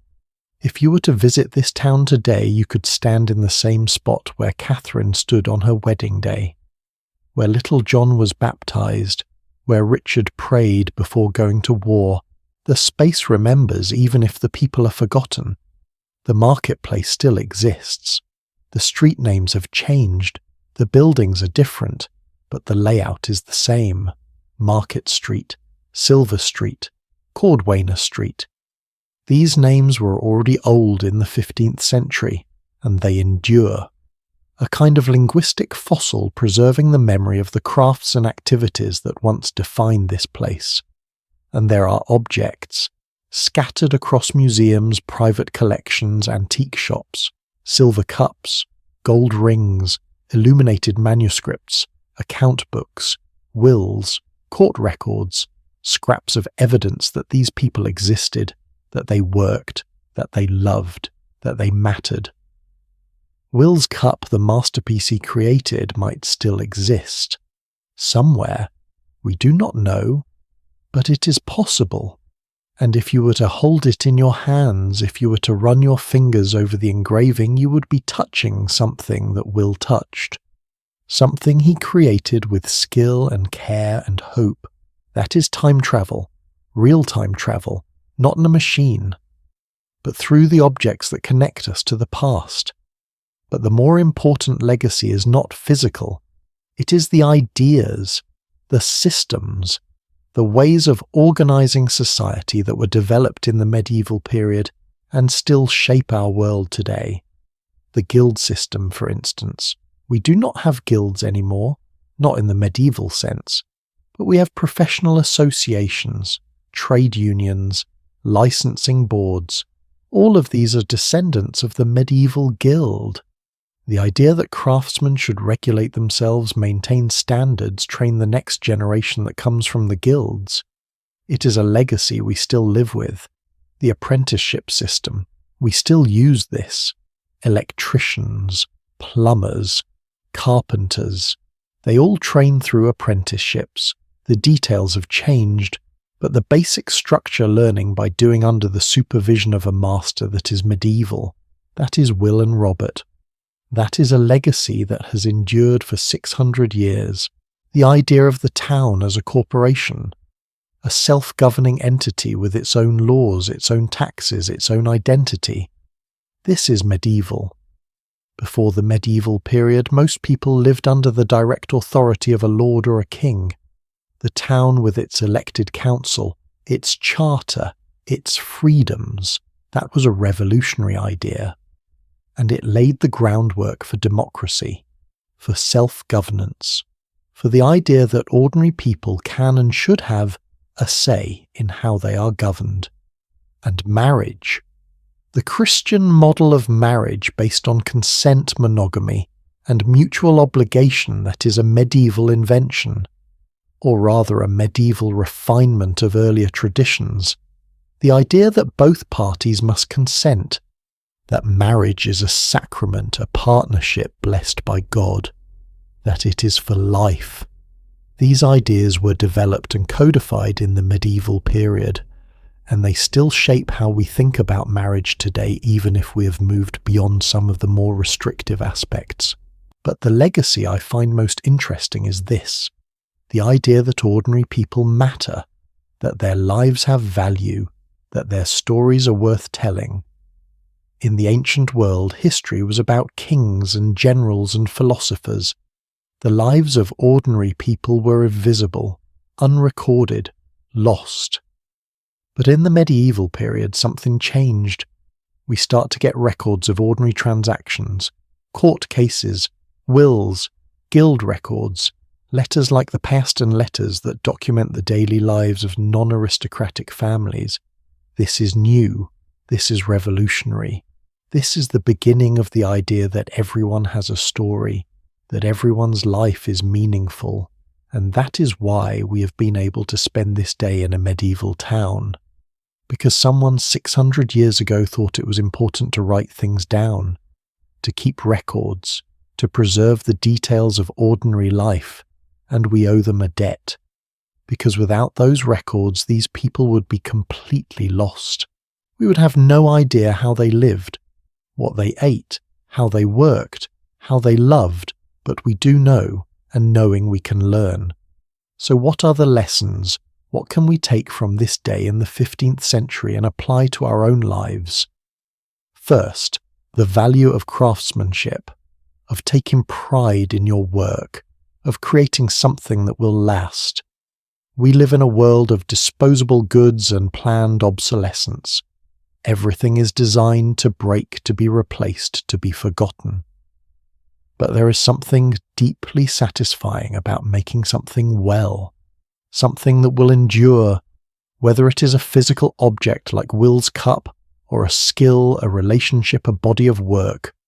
Quality matters, craftsmanship matters, and it is worth the time and effort. Second, the importance of community. These people survived because they had each other. They traded, they cooperated, they supported each other through childbirth, illness, and death. They were not isolated individuals, they were part of a network, a web of relationships that made life possible. We've lost some of that. We live in a world where we can order everything online, where we never have to talk to our neighbours, where community is optional. But the truth is, we need each other. We always have. We always will. Third, resilience. These people endured hardships we cannot imagine. War, plague, famine, the constant threat of death. And they kept going. They got up every morning and worked. They raised children knowing half of them would die. They built businesses knowing they could be destroyed by a single bad harvest. And they did it anyway. Because what else is there? You do not give up. You do not stop. You keep going. And there is a strength in that. A courage that we could all learn from. Fourth perspective. Our problems are real. I am not dismissing them. But sometimes it helps to remember that people have always struggled, have always faced uncertainty, have always wondered if they were doing enough. You're not alone in your fear, in your doubt, in your exhaustion. You're part of a long, long line of human beings who have felt exactly the same way, and most of them survived. Most of them found joy. Most of them created meaning. You can too. And fifth, gratitude. For the things we take for granted: clean water, antibiotics, anesthesia. The fact that most children survive to adulthood. The fact that childbirth is no longer a death sentence. The fact that we can read, that we have access to information, that we live on average twice as long as medieval people did. These are gifts, incredible gifts. And we should not forget that. The sun has set. The town is dark now. The church bells ring one last time. Compline, the final prayer. The day is over, but the people remain, in the records, in the objects, in the systems and ideas they created, in the DNA of their descendants who might be you, who might be me. We're all connected to this past, whether we know it or not. Agnes is asleep.